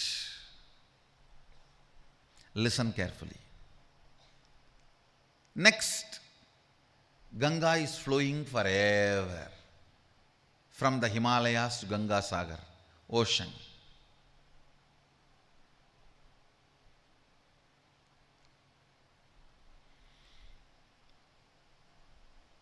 That is Srishti Drishti. Because it is there, you see. Listen carefully. This is the difference. Tiger chasing you experiences Srishti Drishti. Because you see it is happening. Ganga flowing is Srishti, means it exists. Because it exists, you see. Tiger chasing you is drishti srishti. Drishti means seeing. Srishti means creation. Because of your seeing, it is created. Ganga flowing is srishti drishti. Because it is there, you are seeing. What's the difference? If there is a psychological intervention, for example, even the modern day researchers are proving, the moment you see the tiger, if you are shaken, frightened, certain chemicals are released in your body. Tiger hates the smell of that chemical.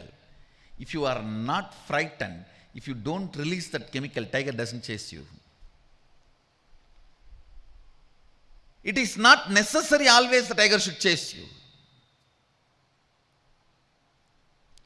If you have a fear, you will project and have an animal chasing you. Whenever there is a psychological intervention and the manipulation of the happening, it is called srishti drishti. Because you see it is happening. Whenever there is no psychological intervention, the Ganga flowing, there is no psychological intervention from your side. From your side, there is no intervention. It is flowing whether you see it or not. It is flowing whether you perceive it or not. That is srishti drishti. What is created, you are seeing. So listen, in this 25 consciousness, 11 dimensions, 5 aspects of Jiveshwara Jagat, neither everything is Maya nor everything is reality. There are certain things which are influenced by drishti. That srishti is Maya. Tiger chasing you is Maya. Ganga flowing forever is not Maya, it is reality. Where your intervention does not alter the existence, the reality, it's not Maya. So, your first question is that 25 consciousness, 11 dimensions, 5 aspects of Ishvara, all these are Maya or just different permutation combinations? Different permutation combinations of these 3, which is influenced by the seer, is Maya. Which is not influenced by the seer is reality.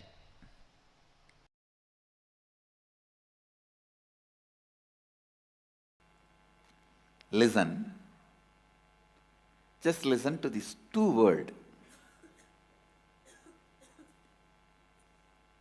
The logic of experience, 1 word. We will call it experiential logic. The second word, logic of calculation, whether multiplying, subtracting, adding, deleting. The logic of calculation, we will call that, I'll give a new name, exponential logic. Just by multiplying or subtracting exponentially. Logic applied used the exponential levels.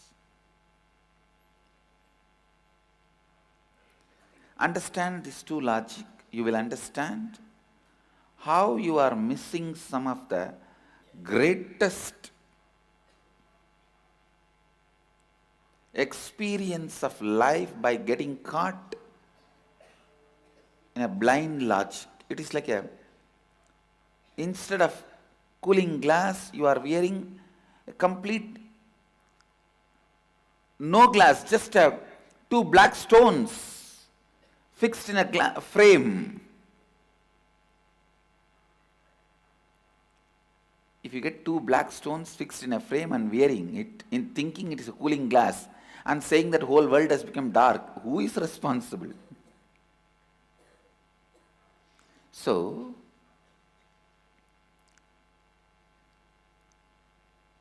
if you are using exponential logic for experiential matters, and go on claiming experience is not happening, who is responsible?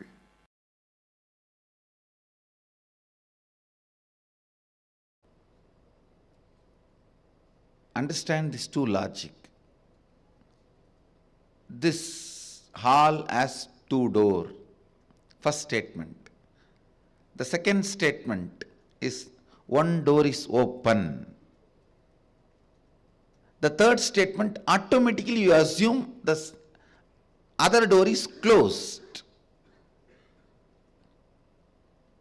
This is what is human logic, which has a flaw. Unless you check, you can't say other door is open, but 99% of the time you assume it.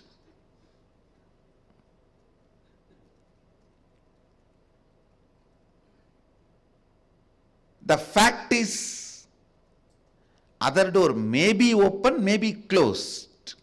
Only after checking you can say. But your logic is such, the moment you hear the first statement, this hall has two doors. Second statement, one door is open. The third statement you assume. You assume the third statement. The other door is closed. No.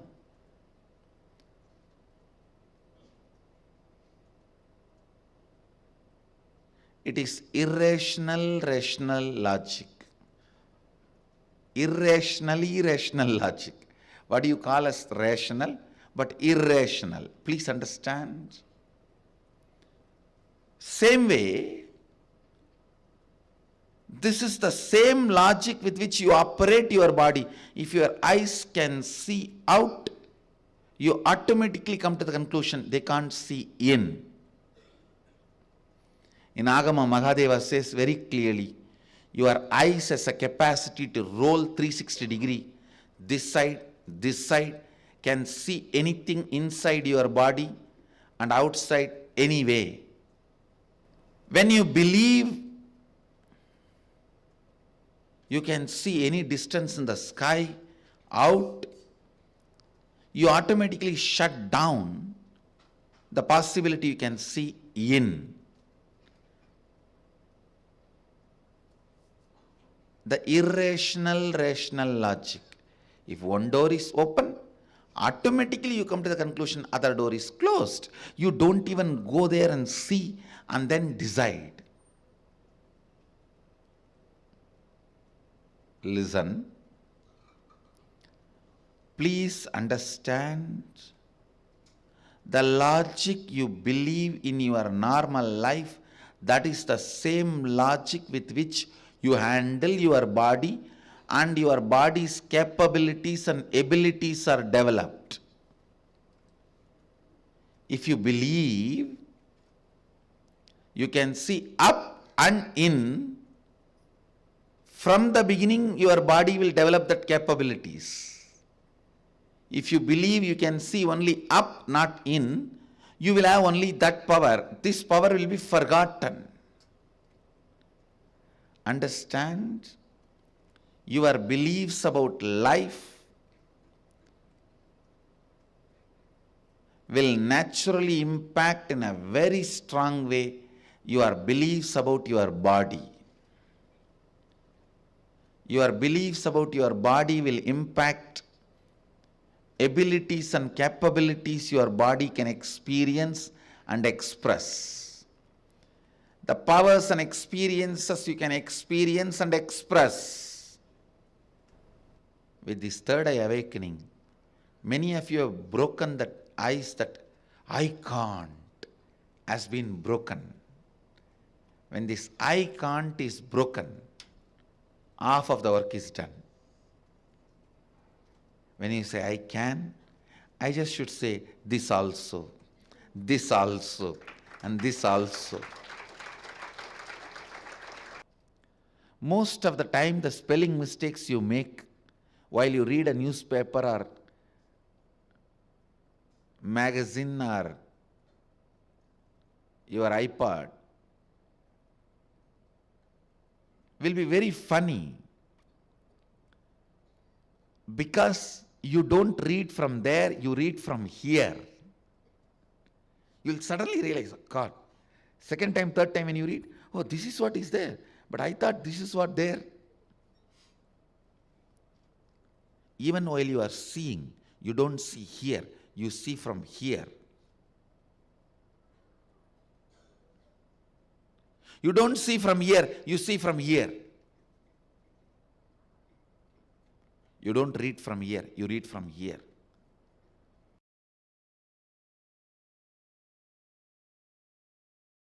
Understand the inner space you carry is such powerful inner space. That is Hiranya Garbha, means where the planets, worlds get created. Worlds happen. Your inner space is so powerful. The worlds can be created or destroyed by your inner space. You may be individual, but your inner space is not individual. It is well connected with the whole universe. So anything you decide in your inner space becomes reality in the cosmos, reality in the life, reality in existence. Please understand. Just like you have internal organs, liver, kidney, heart, for some people brain. You have internal organs, you have something called antakarana. English, I don't have an equivalent word for antakarana. Maybe I can give a new word, internalizing organs. They are not physically there. If you cut your body, you will not find those organs. But those organs are responsible for all the inner happenings, like your thinking, your words, your decisions. Your thinking may happen in brain, but brain is not responsible for your thinking. Please understand. Thinking may happen in brain, but brain is not the owner of thinking.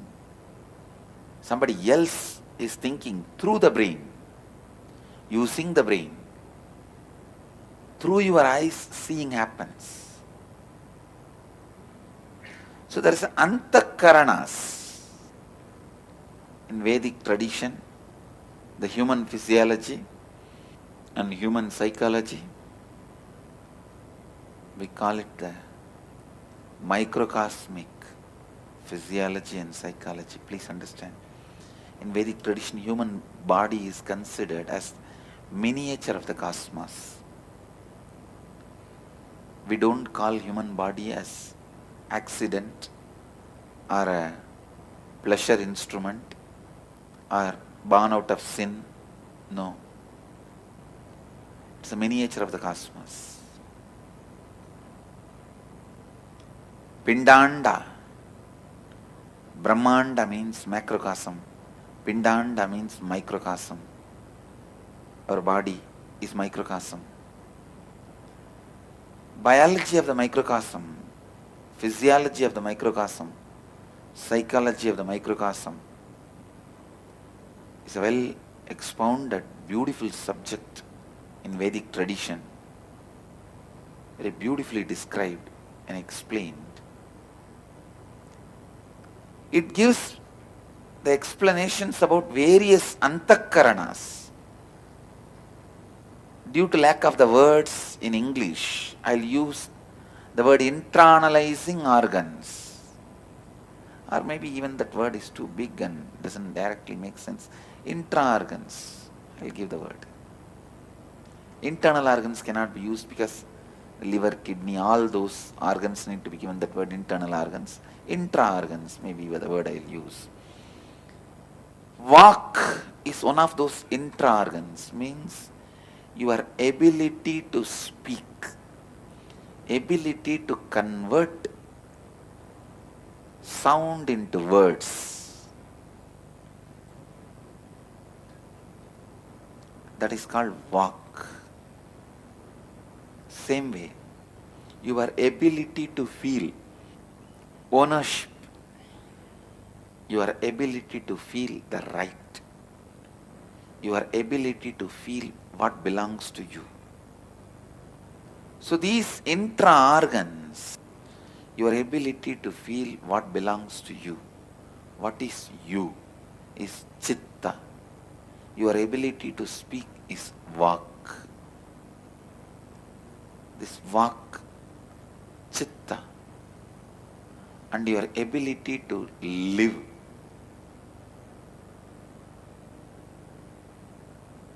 Life. That is called buddhi. Understand, the person who goes on giving nectar to others more than others, he will only be filled with nectar. Enriching is such a powerful process, such an exciting process, such a joyful process with the right context of life.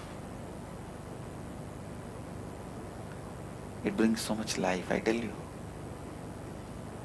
Anything, if you constantly keep talking about it, thinking about it, listening about it, it becomes alive in you. Whatever you think, talk, listen, you attract that more and more, and that becomes your experience. The truth you need to be declaring, like the truths I gave, the static matter, dynamic existence, dynamic activity and strategic existence is one and the same. Declare that, and then just go to your third eye or Anandagandha. Remember, the darshan is the best way to remember. That is why the darshans are given with all this music, light, the light and sound effect. Just close your eyes and remember the darshans you had. Any one darshan, just replay. It's already recorded in your system. Then give the instruction now. Simply the matter will obey, matter will do what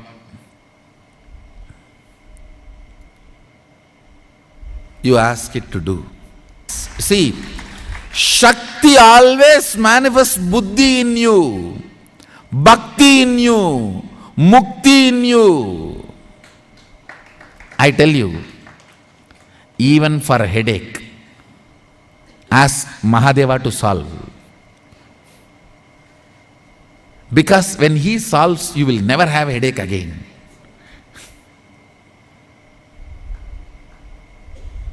So when you manifest powers,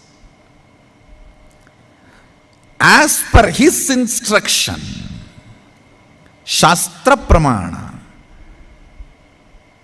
as per proper Shaktipada, not just it is moving the matter, it moves you.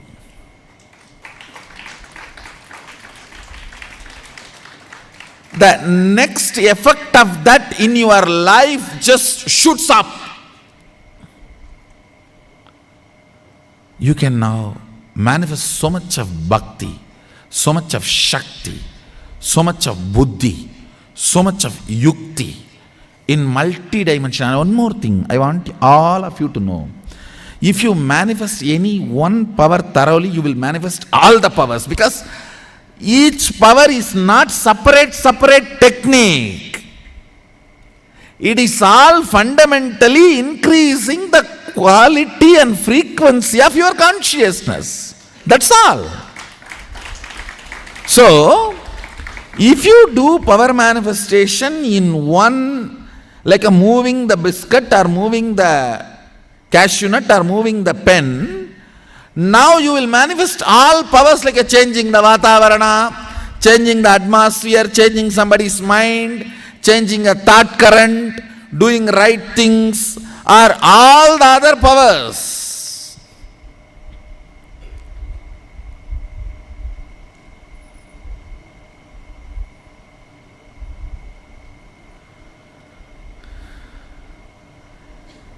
Any other power, you are initiated and going to be initiated.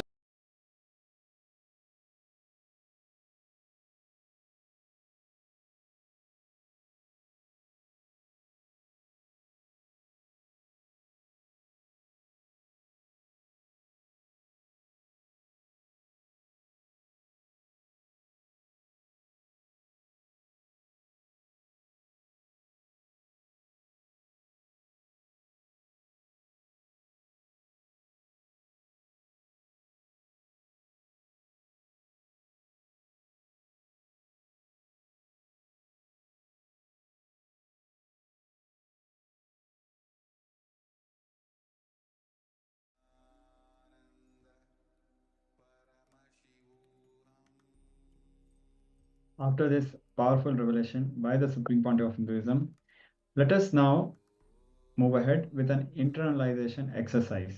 As Swamiji was explaining, Antar Karanas, as per Vedic physiology, the Vedic science of physiology, eyes are the instruments, for example, instruments of seeing, but the one who is seeing is someone else. It is a deep seeking. We need to find that how the consciousness is involved and is the source of seeing.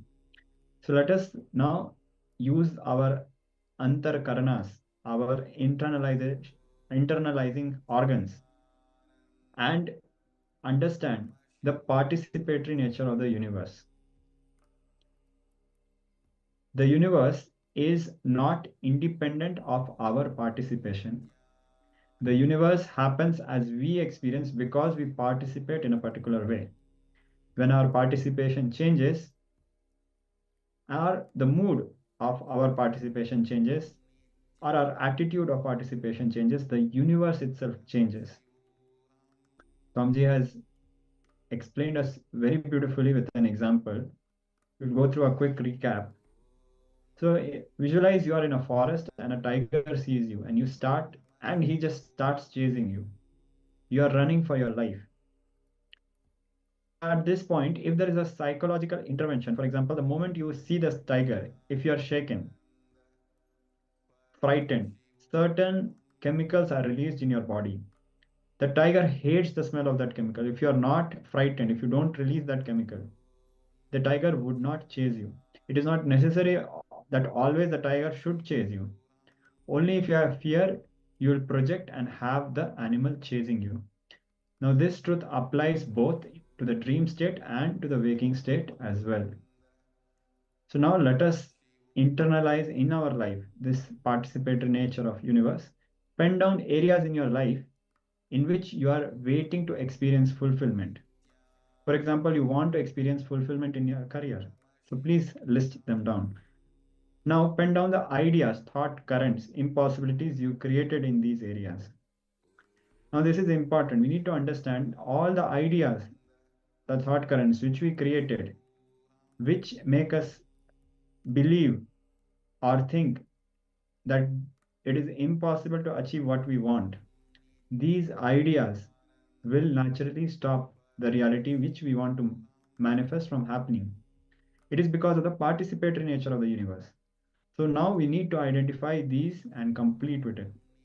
So pen down all these ideas, thought currents, impossibilities you created in these areas where you want to manifest your reality. Recollect and relive these experiences, bring completion, and digest the truth. So for example, in your career, you feel your colleagues and family may not support your expansion. And you might feel that whenever you need help, they will not be there. So go back, recollect those incidences, and complete with this cognition. And now, with this understanding, let us now proceed with this exercise. We'll be also projecting the steps.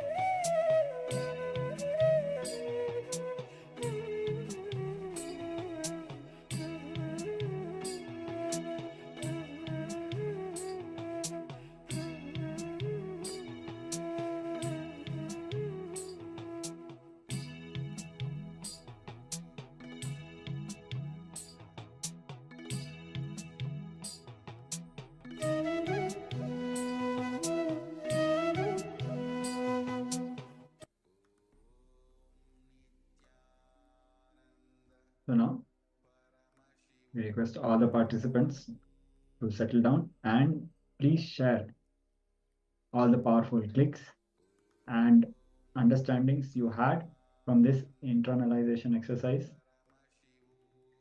Now, as all of our participants are sharing, we will also be moving ahead with another round of power manifestation.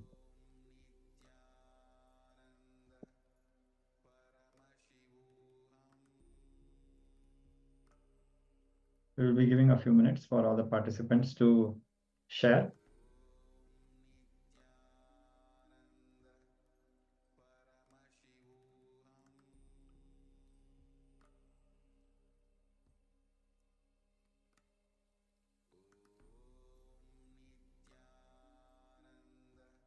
All the participants now can share the Zoom chat.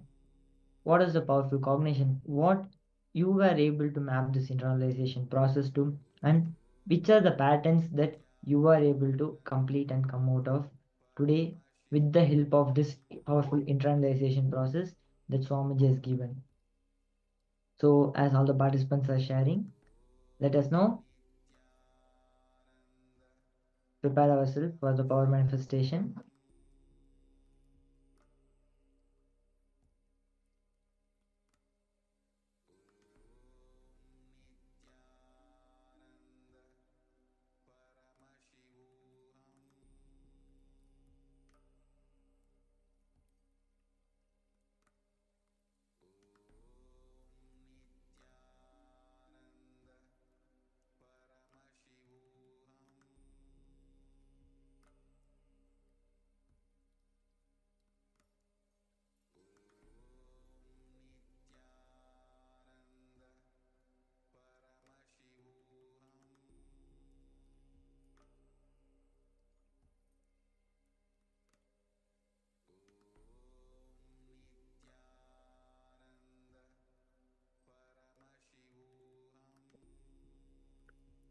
So now we'll be moving ahead with the next segment, which is a round of power manifestation. In this round of power manifestation, we'll be changing the temperature of our partner's body. So you can select any person in your nearby you as your partner, or you can pair up with the person in the Zoom. And in this round of power manifestation, you will be raising the temperature of your partner's body.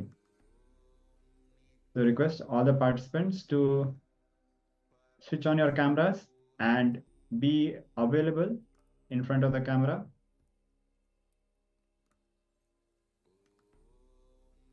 Yes. So Mas Siawu is ready. So you can always choose a partner from the Zoom room, or you can ask permission from anybody in your family who's nearby, or as a last option, you can always manifest this power on yourself. So please first measure the temperature of your partner's body. If you're doing this round of power manifestation on yourself, please measure the temperature of your own body. We'll be giving the participants a few minutes to do this.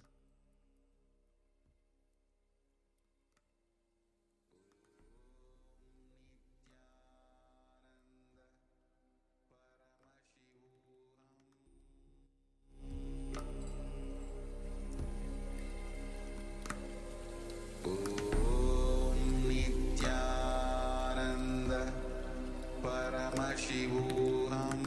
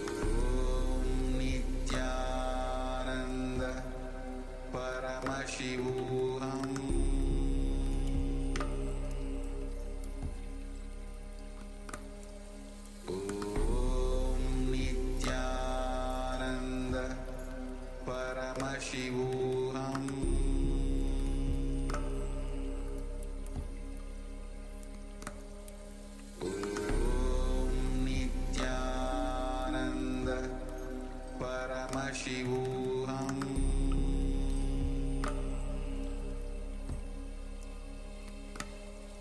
Om Nityananda Paramashivoham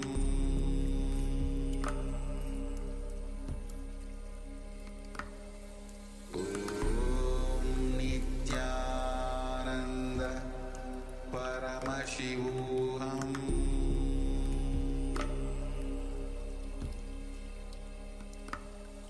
Om Nityananda Paramashivoham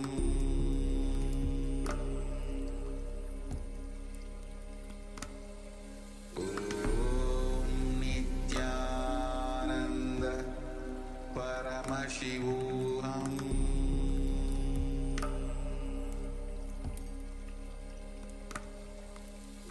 Om Nityananda Paramashivoham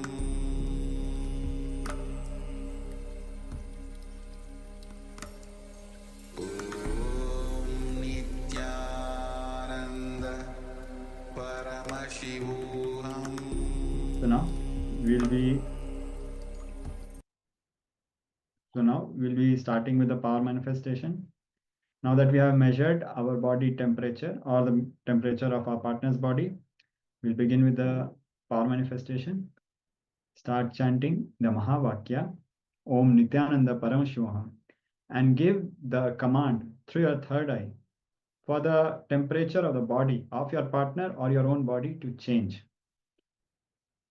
Visualize Swamiji in your third eye, visualize Paramashiva in your third eye, and give this instruction as you're chanting the Mahavakya.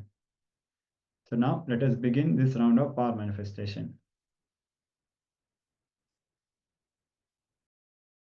Ananda Paramashivoham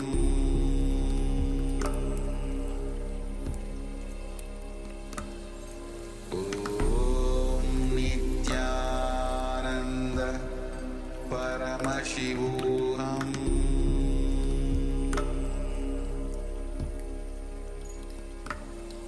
Om Nityananda Paramashivoham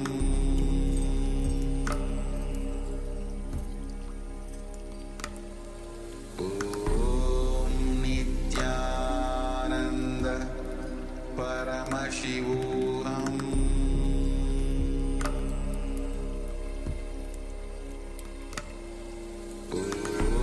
Om Nityananda Paramashivoham Om Nityananda Paramashivoham Om Nityananda Paramashivoham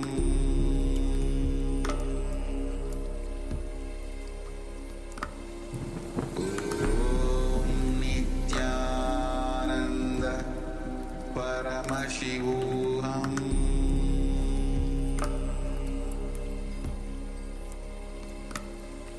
Om Nityananda Paramashivoham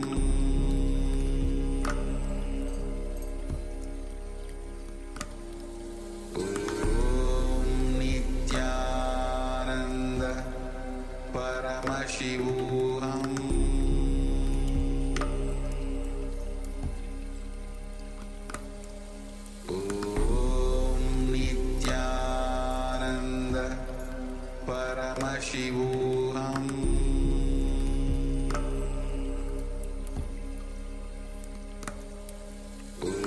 Om Nityananda Paramashivoham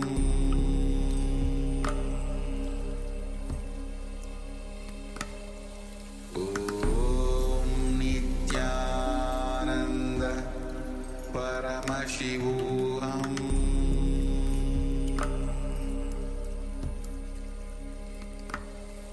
Om Nityananda Paramashivoham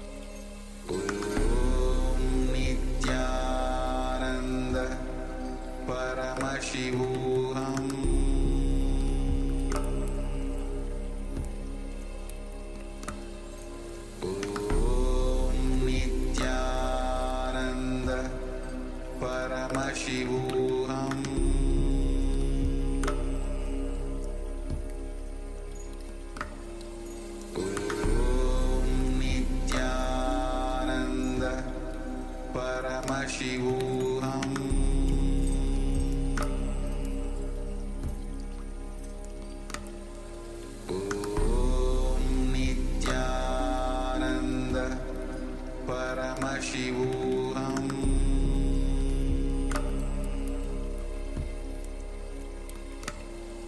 Om Nityananda Paramashivoham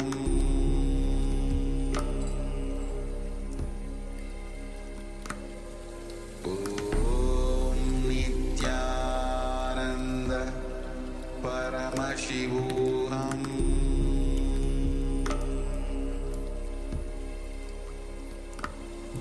Om Nityananda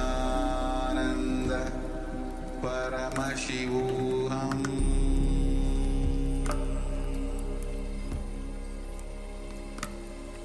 Om Nityananda Paramashivoham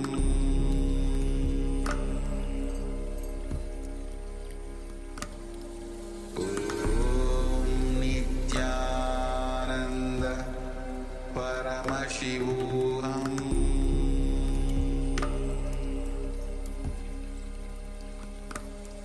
Om Nityananda Paramashivoham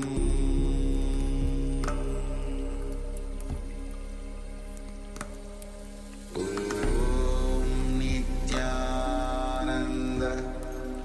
Paramashivoham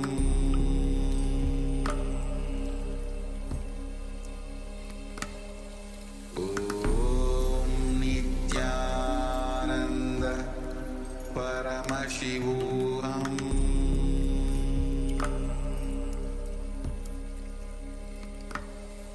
Om Nityananda Paramashivoham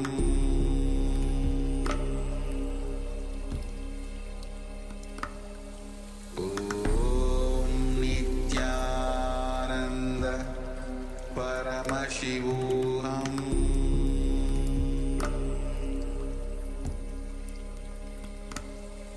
Om Nityananda Paramashivoham Om Nityananda Paramashivoham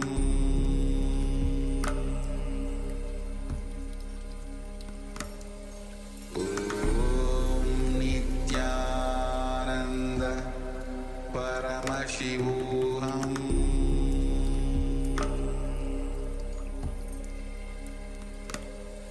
Om Nityananda Paramashivoham Om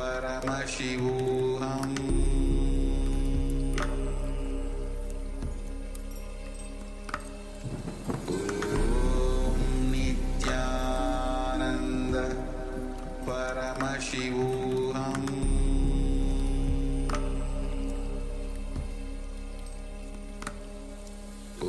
Om Nityananda Paramashivoham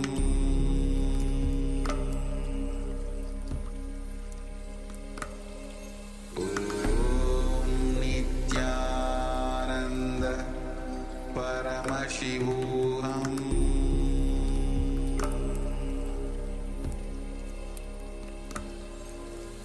Om Nityananda Paramashivoham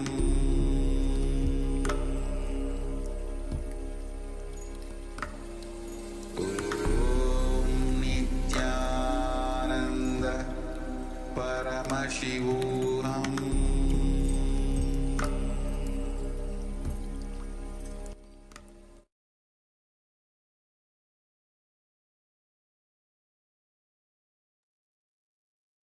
So now let us all settle down and we'll begin with the verification. Let us verify the result of this power manifestation. So please measure the temperature of your body or your partner's body and observe the change in temperature. So while all our participants are doing this, we will also be moving ahead with another powerful revelation by the Supreme Pontiff of Hinduism. And we request all the participants to share the results of this round of power manifestation in the chat. We'll also be giving you a few minutes right now to quickly measure the temperature of your partner's body or your body and see the difference between what was the temperature earlier and what was the temperature now.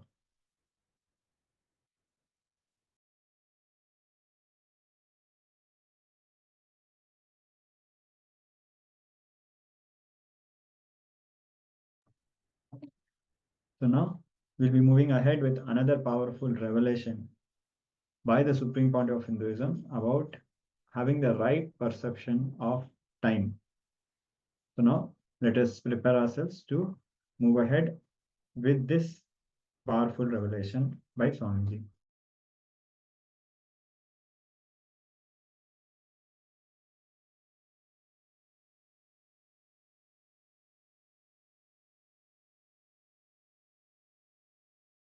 Here, Patanjali is expressing beautifully. First, he is talking about right knowledge. Understand what is right knowledge. Pratyaksha, Anumana, Agamaha. It's a beautiful word. Pramanani, Pratyaksha, Anumana, Agamaha, Pramanani. Means perception through senses, right knowledge. It's very difficult to translate these Sanskrit words like agama, pramana. That is why I am using a book which has 12 translations. And I have my own translation. See, each master has translated this aphorism from his understanding. So he has compiled 12 translations which can really give the complete or a comprehensive idea about how the sutras are perceived, understood. So I have my own translation. Apart from that, I refer all these 12 translations.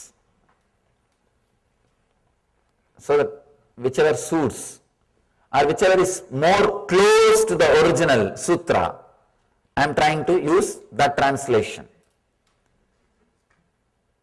Perception through senses, conclusion arrived at through the cognition, words of an enlightened master are the three ways to gain correct knowledge.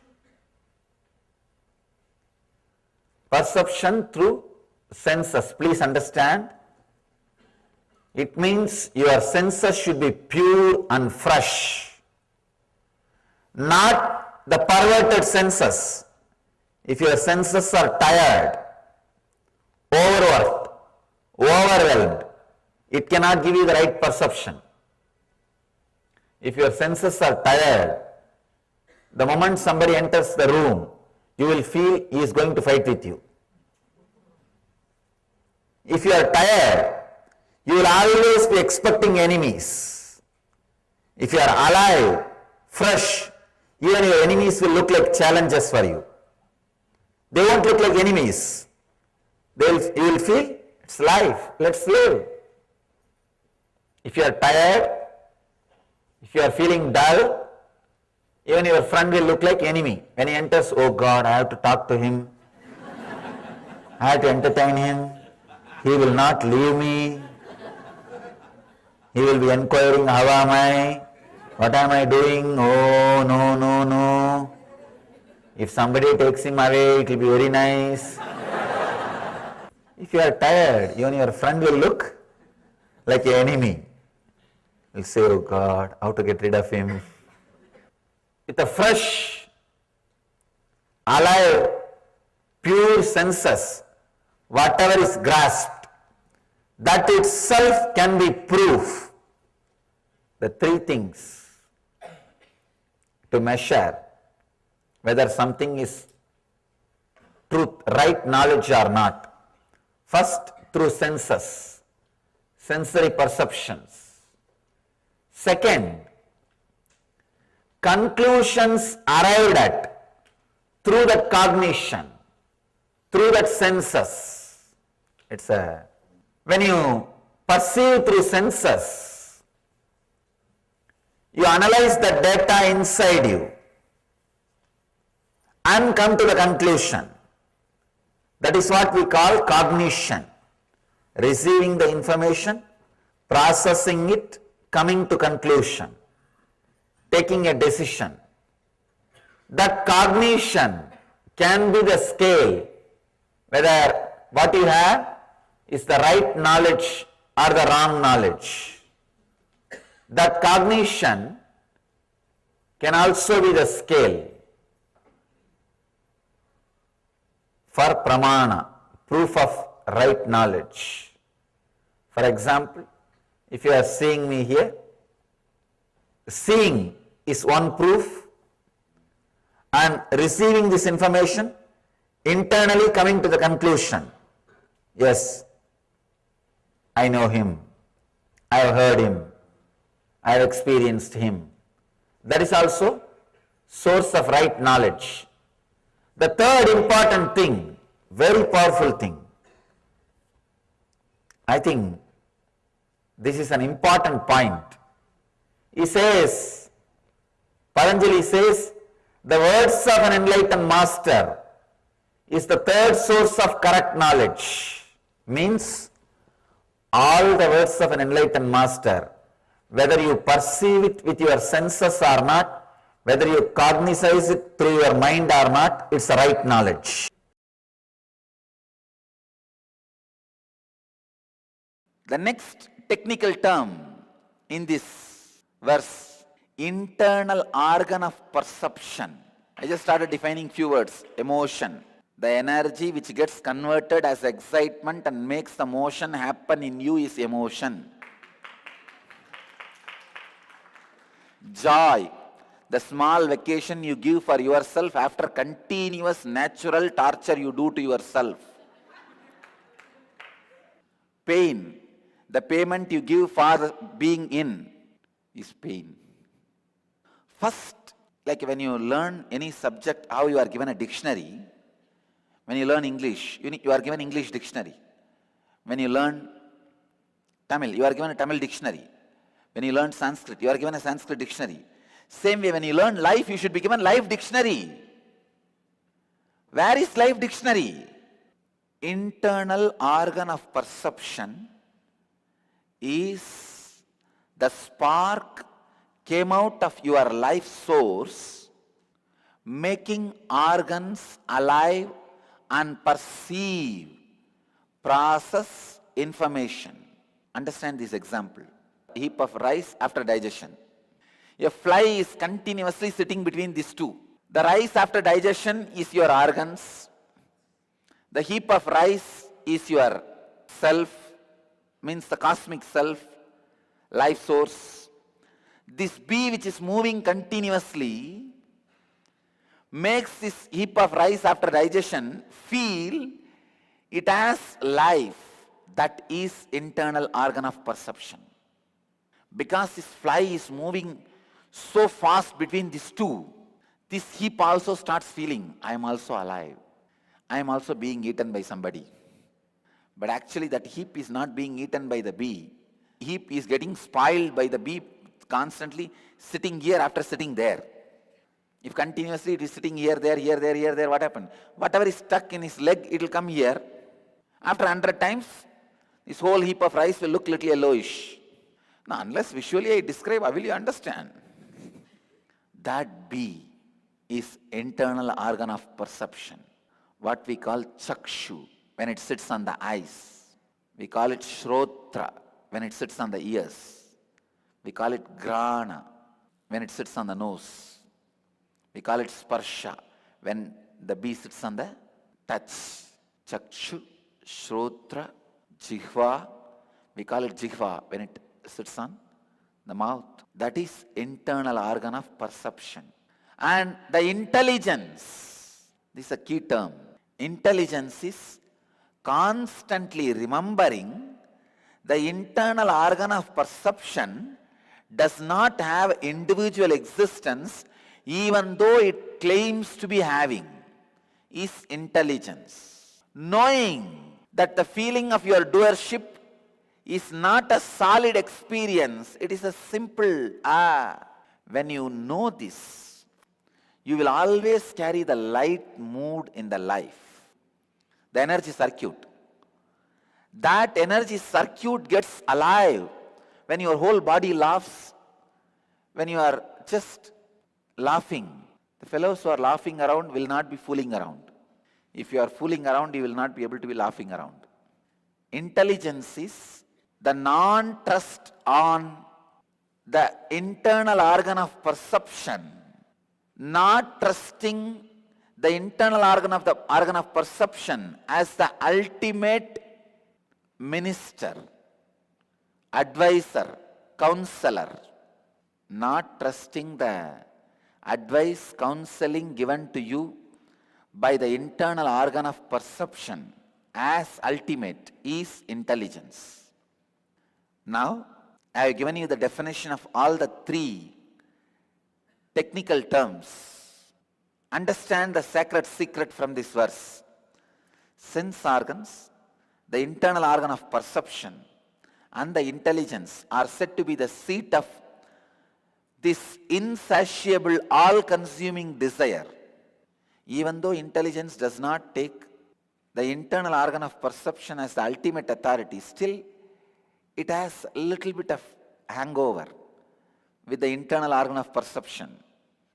These three are the foundation on which all these insatiable desires, all-consuming desire pattern, I am not enough, is built. The embodied being, poor you, with his understanding leading to repetition of birth and death, is bewildered. When you have the understanding, the internal organ of perception has more power than perceiving, your doership, the false doership, as a real individuality. When you believe that, you are led to the repetition of birth and death and bewildered.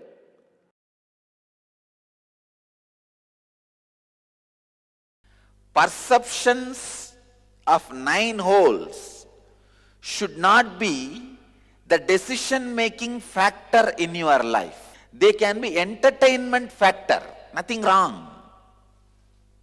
So sweet, entertainment factor.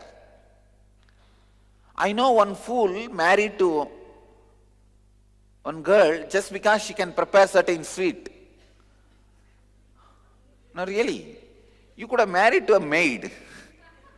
Or you could have just got one maid to do that sweet for you. No, people make decisions you don't know. People make major decisions by these 9-hole patterns. Don't do. All 9-hole pattern-based decisions can be entertainment. Make entertainment decision, no problem. They are entertaining, great. But if you make major decisions based on entertainment data, then life is going to be entrainment. If a sweet is nice, then try to eat as much as you want, or see to it every day you get the sweet. Don't make the decision of marrying that person just because that person can make the sweet. Same way, in your life, if you look in all your major decisions, what kind of job you want to settle, whom you want to marry, what kind of house you want to live, how you want to accumulate wealth, how you want to spend your money, how you want to live, what is your life's major decision, what is your driving force. Look into everything. Unfortunately, it's like a patterns of the sense objects, 9 holes, they have the strength to make entertainment decisions of your life. For example, if you are feeling tired, bored, not enthusiastic, then have some music which will bring you back to enthusiasm. Have some sweet which will make life little tasty. Have some smell which excites you. So all those sense-based decisions are entertainment decisions. But unfortunately, you make life decisions based on that entertainment input. This is like just because you like the smell of the flight, you decide to buy your own flight and whole life you are flying this side to that side to this side of the world. Or if that smell of the flight you are enjoying, get that perfume and put it in your room. Make entertainment decision based on that pattern. When you make major decisions out of sense pattern, you are called fool. Every year, one day is dedicated for you, April 1st. I wanted to give 101 definition of fool. When you make the decision of major decisions of your life based on the ordinary senses inputs, which is worthy of only entertainment decision, you are fool. What's other 107? Just, yes, same, that's all. See how many of your major decisions in the life you are taking. It is like you are asking what to do in your life. The joker in the circus, he can entertain you for 1 hour. You go and tell, wow, nobody gave me so much of joy like you for last 1 hour. It will be nice. I would like to marry you and live for you.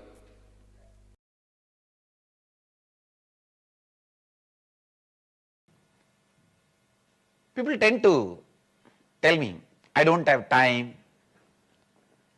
See, this time, the idea, I don't have time, is the worst myth people can create for themselves. Everyone has 24 hours. People tell me, no, I don't have time for meditation, I don't have time for inner awakening, I don't have time for spirituality, I don't have time for all these things. Please understand, you tell me you don't consider meditation is that important that you need to allot your time. That I accept. But don't tell me you don't have time. Everyone has same 24 hours. It is what we think as priority. Or maybe you are thinking the meditation may not give you that much of return for your, what you want to cause as your reality. What do you want to cause in your life? You may not be convinced that meditation, spirituality or inner awakening is going to cause that as reality. Please understand. I really want you to understand the amount of clarity you will have by inner awakening in your words, thinking, feeling. Your life will just multiply at least 10 times. So, never ever say, I don't have time for meditation, inner awakening. If you don't have time, see, if you have time for meditation, meditate 21 minutes. If you don't have time for meditation, meditate 42 minutes. That's all you need. Please understand. It is like saying, oh, I can't eat medicine because I am sick. Because you are sick, you have to take medicine. Because you feel you don't have time, you have to meditate. Because the idea I don't have time is one of the mythical pattern. It's one of the myth, false pattern, self-destructing pattern you carry.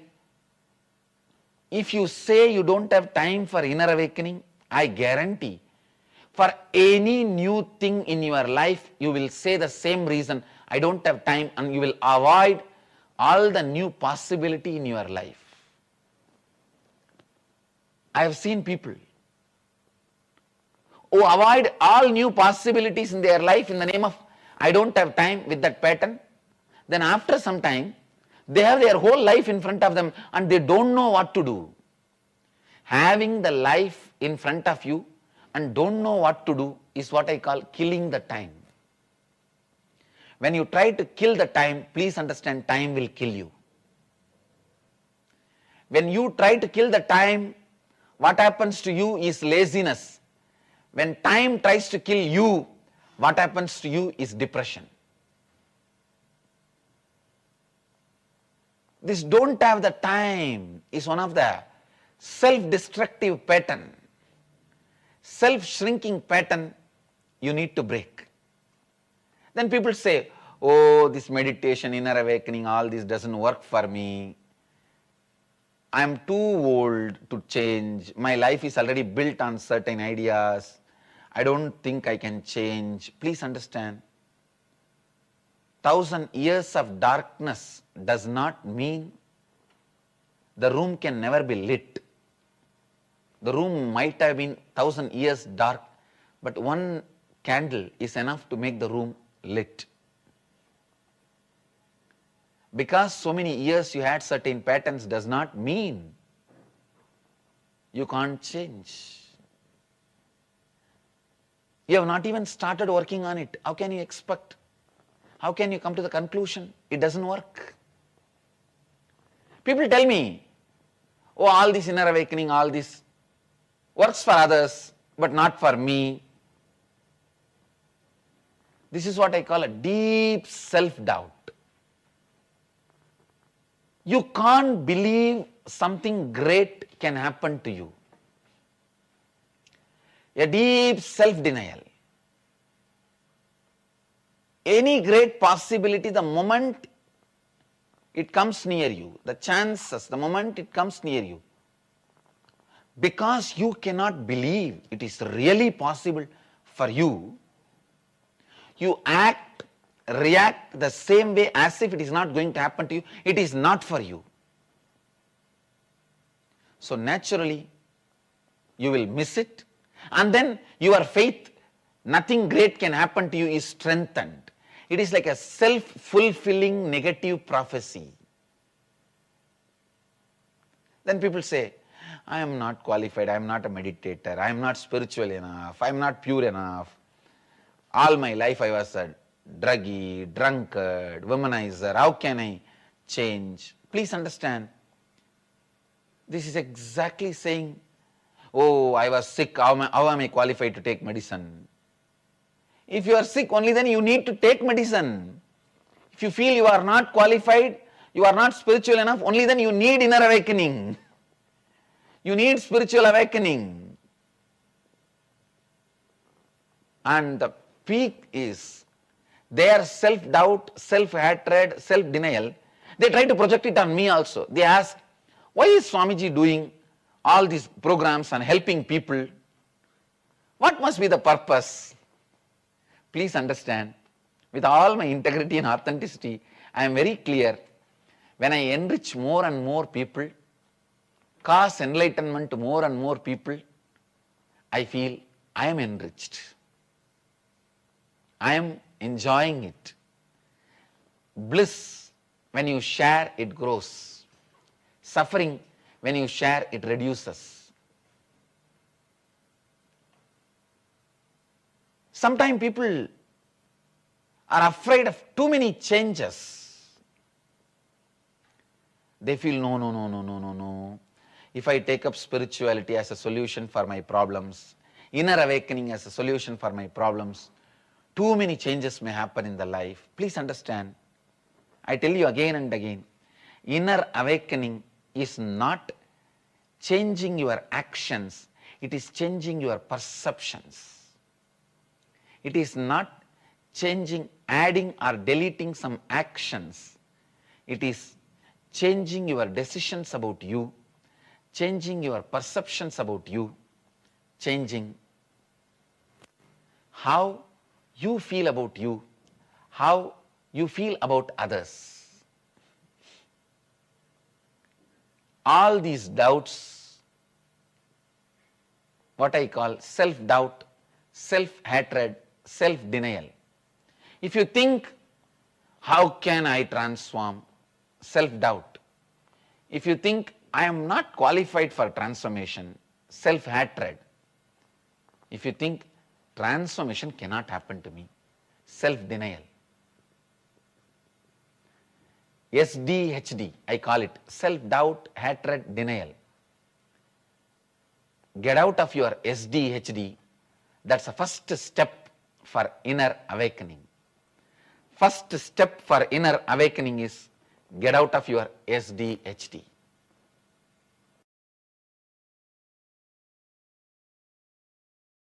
In it, understand. Don't start rumors. Don't start rumors, even in a jovial way. You will be caught by your own rumors. You will be caught by your own words. The words which you create, I have seen many times. People casually create simple words in the relationships. They very casually create simple words. He is bad. He is torturing me. Very simple words for no reason. For very simple incidents. But those words gets imbibed, engraved, and you start thinking that's the truth. Please understand, words can just stop your thinking. Words can just stop your perception. Words can just stop your conscious flow. For example, if you are in a particular situation, if you are open, fresh, alive, without the past conditioning words, you can handle that situation directly. You can live that situation directly. You can experiment with that situation directly. You can experience it directly. You don't do. You have some idea. You have some idea. You think, no, I know. I know. This is what is going to happen. I know. You see, I was telling you the other day, this guy is like this only.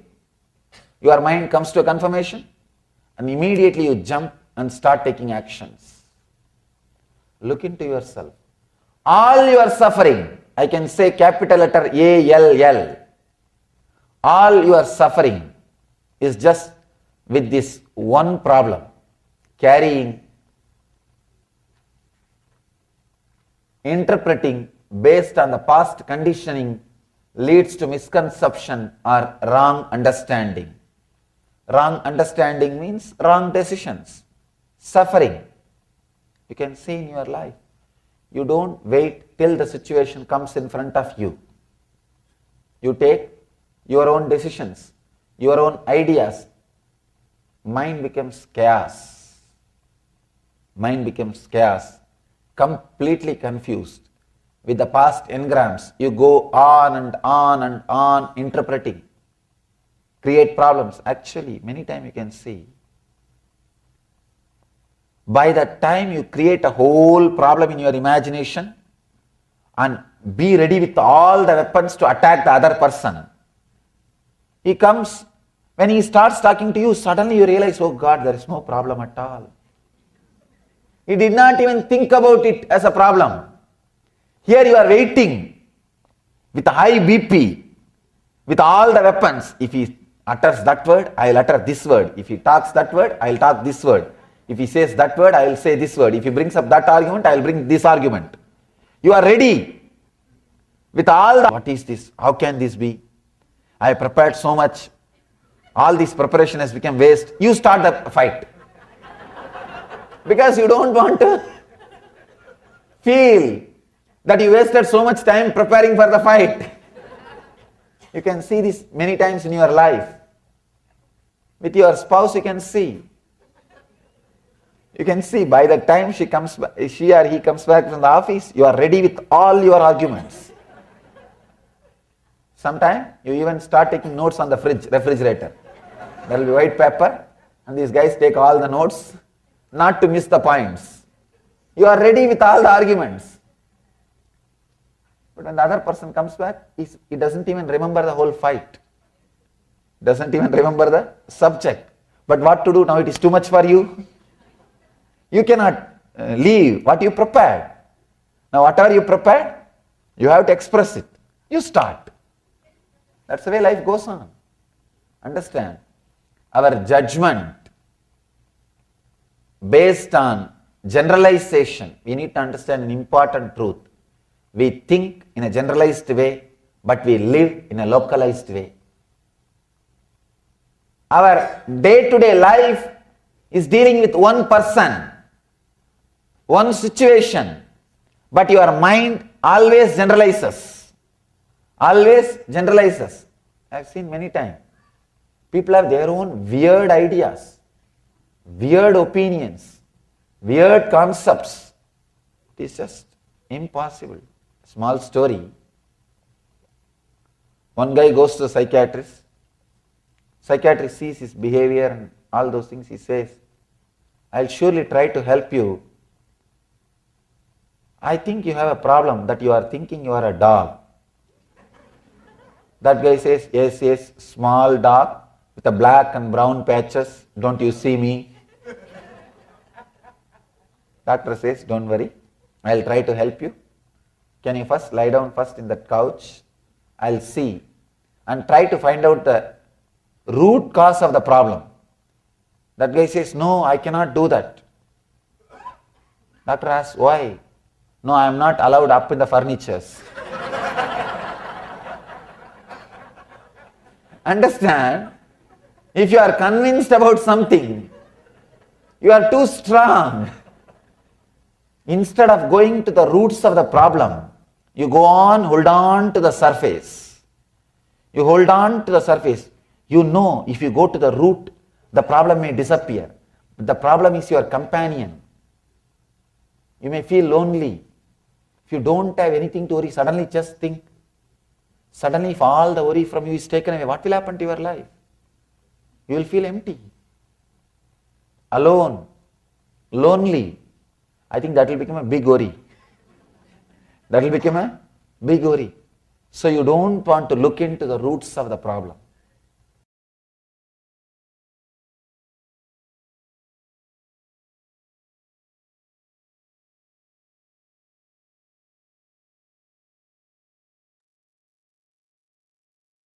So now we are also returning back to the results of the power manifestation session, which we did just before this beautiful revelation by Swamiji.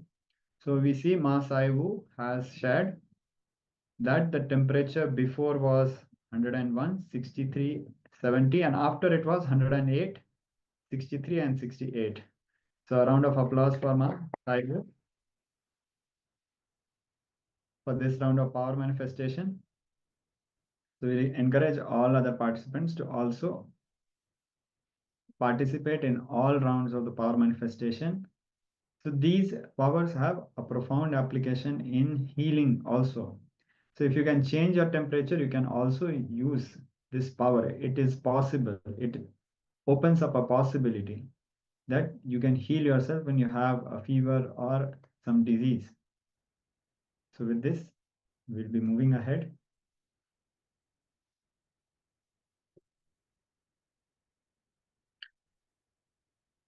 We are moving ahead with a internalization exercise. It is about the power of right perception and time. Perception through the senses, conclusion arrived at through the cognition, words of an enlightened master. These are the three ways to gain correct knowledge. Now, let us look into all the major decisions we have taken. or are about to take in our life. It could be a decision like what kind of job you want, what do you want, whom you want to marry, what kind of house do you want to live in, how do you want to accumulate wealth, how do you want to spend your money. Look into all such aspects and pen down it elaborately. Look into all your major decisions. Now, look at all dimensions of your life where you're responding from the pattern that you're not having enough time. Pen down all situations that you're able to identify. Now, at the same time, look into situations in your life where you're stuck in laziness, killing time in a space of non action. Pen down and identify what led you to this state, what decision you took that led you there. So, in a summarization, we will be listing all the major decisions that we are taking in our life and looking at all the dimensions of our life where we are responding from the pattern of not having time, and just see the contrast with all the places in our life where we are wasting time, we are stuck in laziness and killing time. Now let us do this exercise to get the right perception. Right perception, as we know, comes from the senses and conclusions arrived through cognition, words of an enlightened master. These are the three ways we come at right perception. And similarly, our right understanding of time, only when we see with the right perception that one side we are feeling we do not have time, but other side we are wasting time. Only when we perceive the reality in the right way, we will get a breakthrough in understanding the reality. So now let us do this exercise. We'll be giving all the participants a few minutes.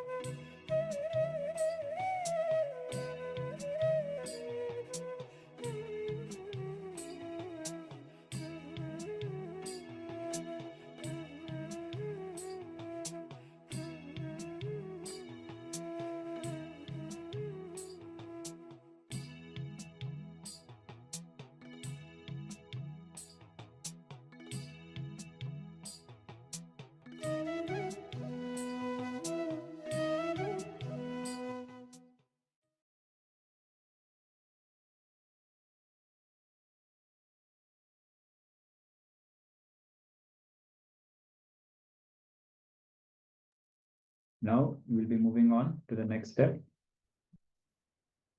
Look at all dimensions of your life where you are responding from this pattern of not having time.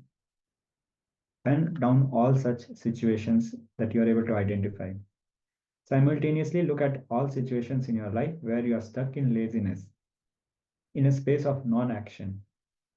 Pen down and identify what led you to this state, what decision you took that led you there.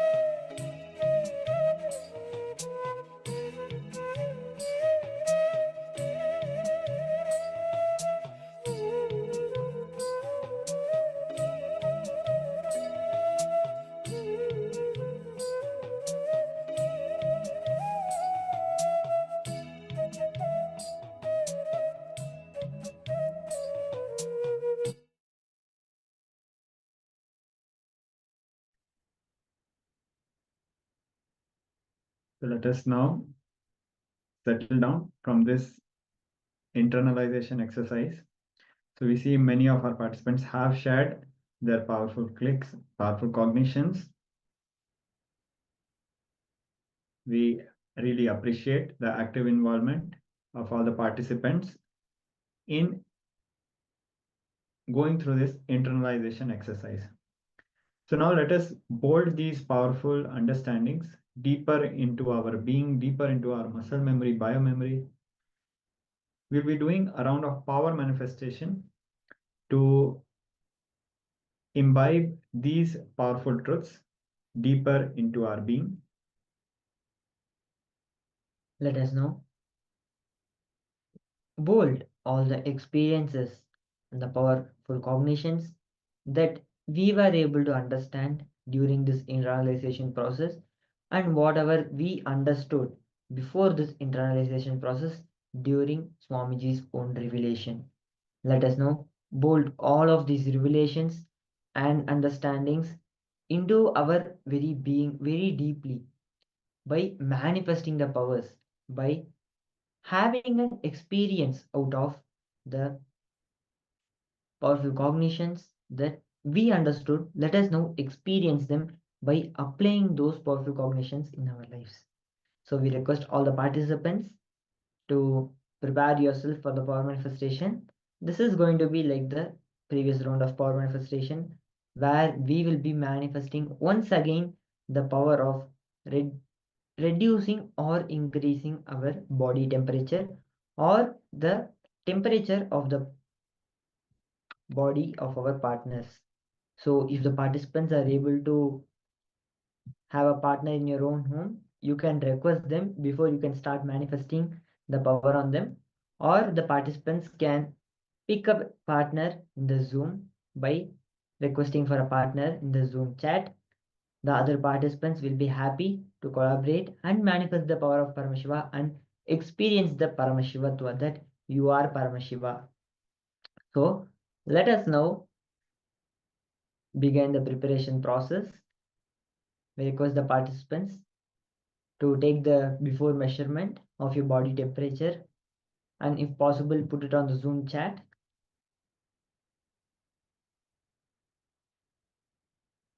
Or you can even pen it down and have it in a notebook, or you can even type it down in your phone. This is just for us to have a reference and the exact count of what was our temperature or the temperature of our partner before the power manifestation began. Once we have completed this process, we will be starting with the power manifestation. So we'll be giving a few minutes for all the participants to start the preparation process for the power manifestation.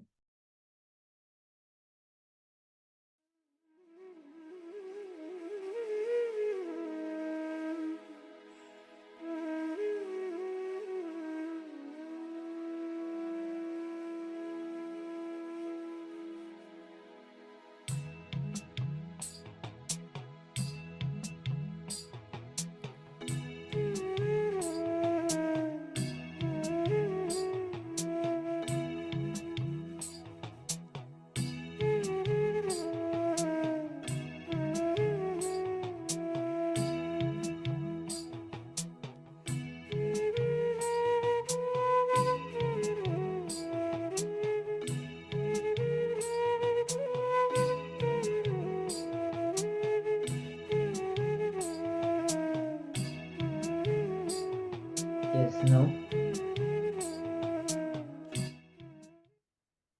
Once you have completed the preparation process before we enter into the power manifestation, start chanting the Mahavakya, Om Nityananda Paramashivoham, from your heart, from your being, from the deep gratitude towards Swamiji for all that Swamiji has manifested in you. See, gratitude is a very beautiful thing. Even in the inner world where we offer our gratitude to Master, or even in the scientific and the outer world where science very clearly says a person, just by saying simple thank you to any person that he meets or he receives help from, just that 1-2 words of thank you as a regular habit of life, the expression of gratitude to in his day-to-day life is making him live for 20 more years than a normal person. So this is a wonderful scientific research that science has discovered that just a gratitude is enough for increasing your life length and the devotion you have with the master. So as Swamiji says that build Guru Bhakti when you can. It will be useful when you can't. So let us build the Guru Bhakti now and surrender to Swamiji. So start chanting the Mahavakya and connect with Swamiji deeply and request Swamiji to increase or reduce whichever you want to manifest on your own body. If you're feeling that the temperature around you is too hot, you can reduce your body's temperature and you can experience the chill around you. So these are the small benefits of the power manifestation. This is for us to practice, but when we actually use it, we can use it at a large scale. Like when it is summer, when there is lots of heat around us, we can reduce the temperature of a full city and save so many people who are suffering from the heat. These are all the good contributions that we can do with the power manifestation. So we request the participants to start chanting the Mahavakya and connect with Swamiji. We'll now be manifesting the power.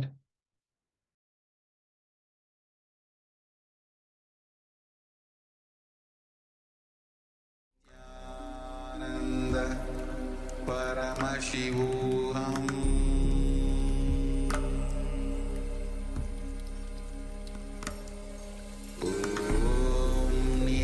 Nityananda Paramashivoham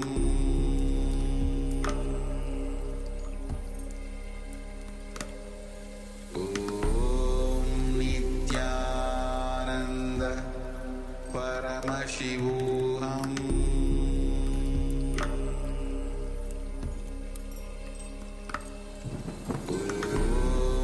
Nityananda Paramashivoham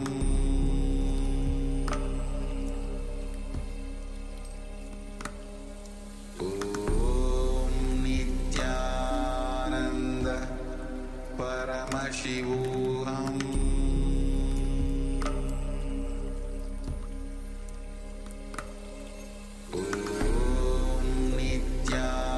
Nityananda Paramashivoham Nityananda Paramashivoham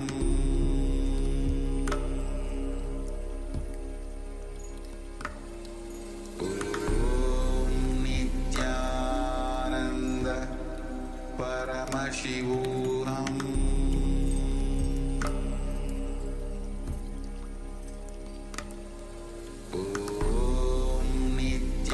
Nityananda Paramashivoham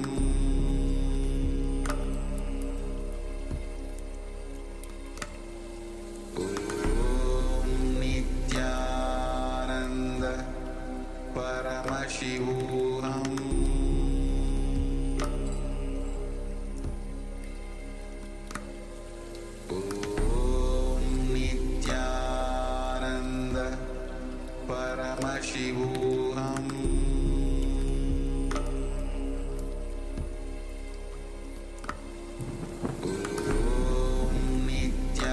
Nityananda Paramashivoham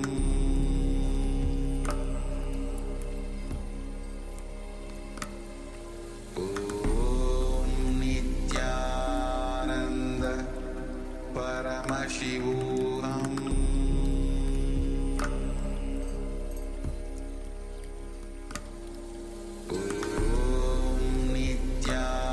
Nityananda Paramashivoham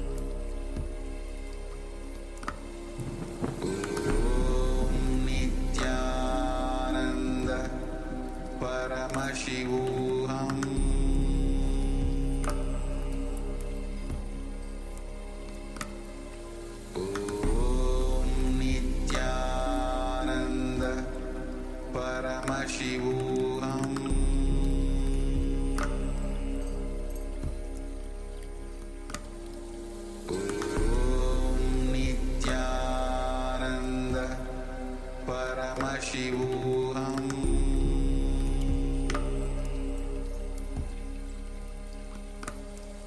Om Nityananda Paramashivoham.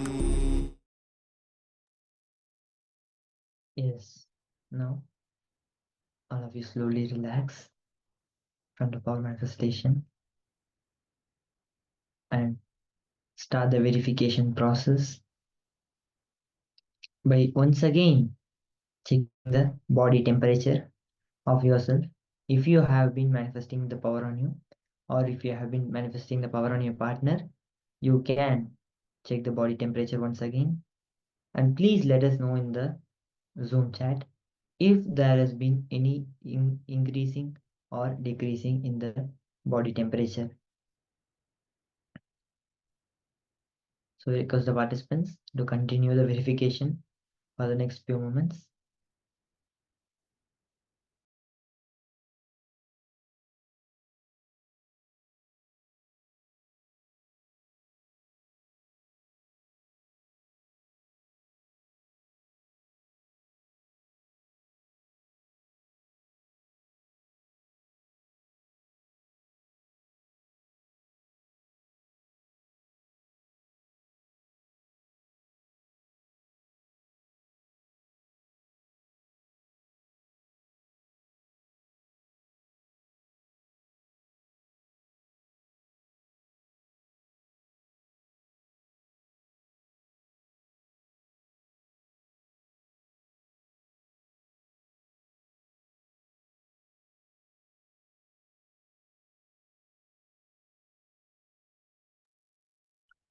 So now, let us prepare ourselves to receive the darshan of the Supreme Pontiff of Hinduism.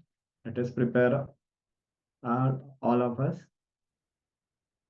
and come to the space of gratitude and devotion to receive Swamiji. We can see all the participants expressing joy. So now we'll be moving ahead and we request all the participants to share the results of the previous round of power manifestation in the chat. So now let us prepare ourselves to receive Swamiji with love, gratitude and devotion.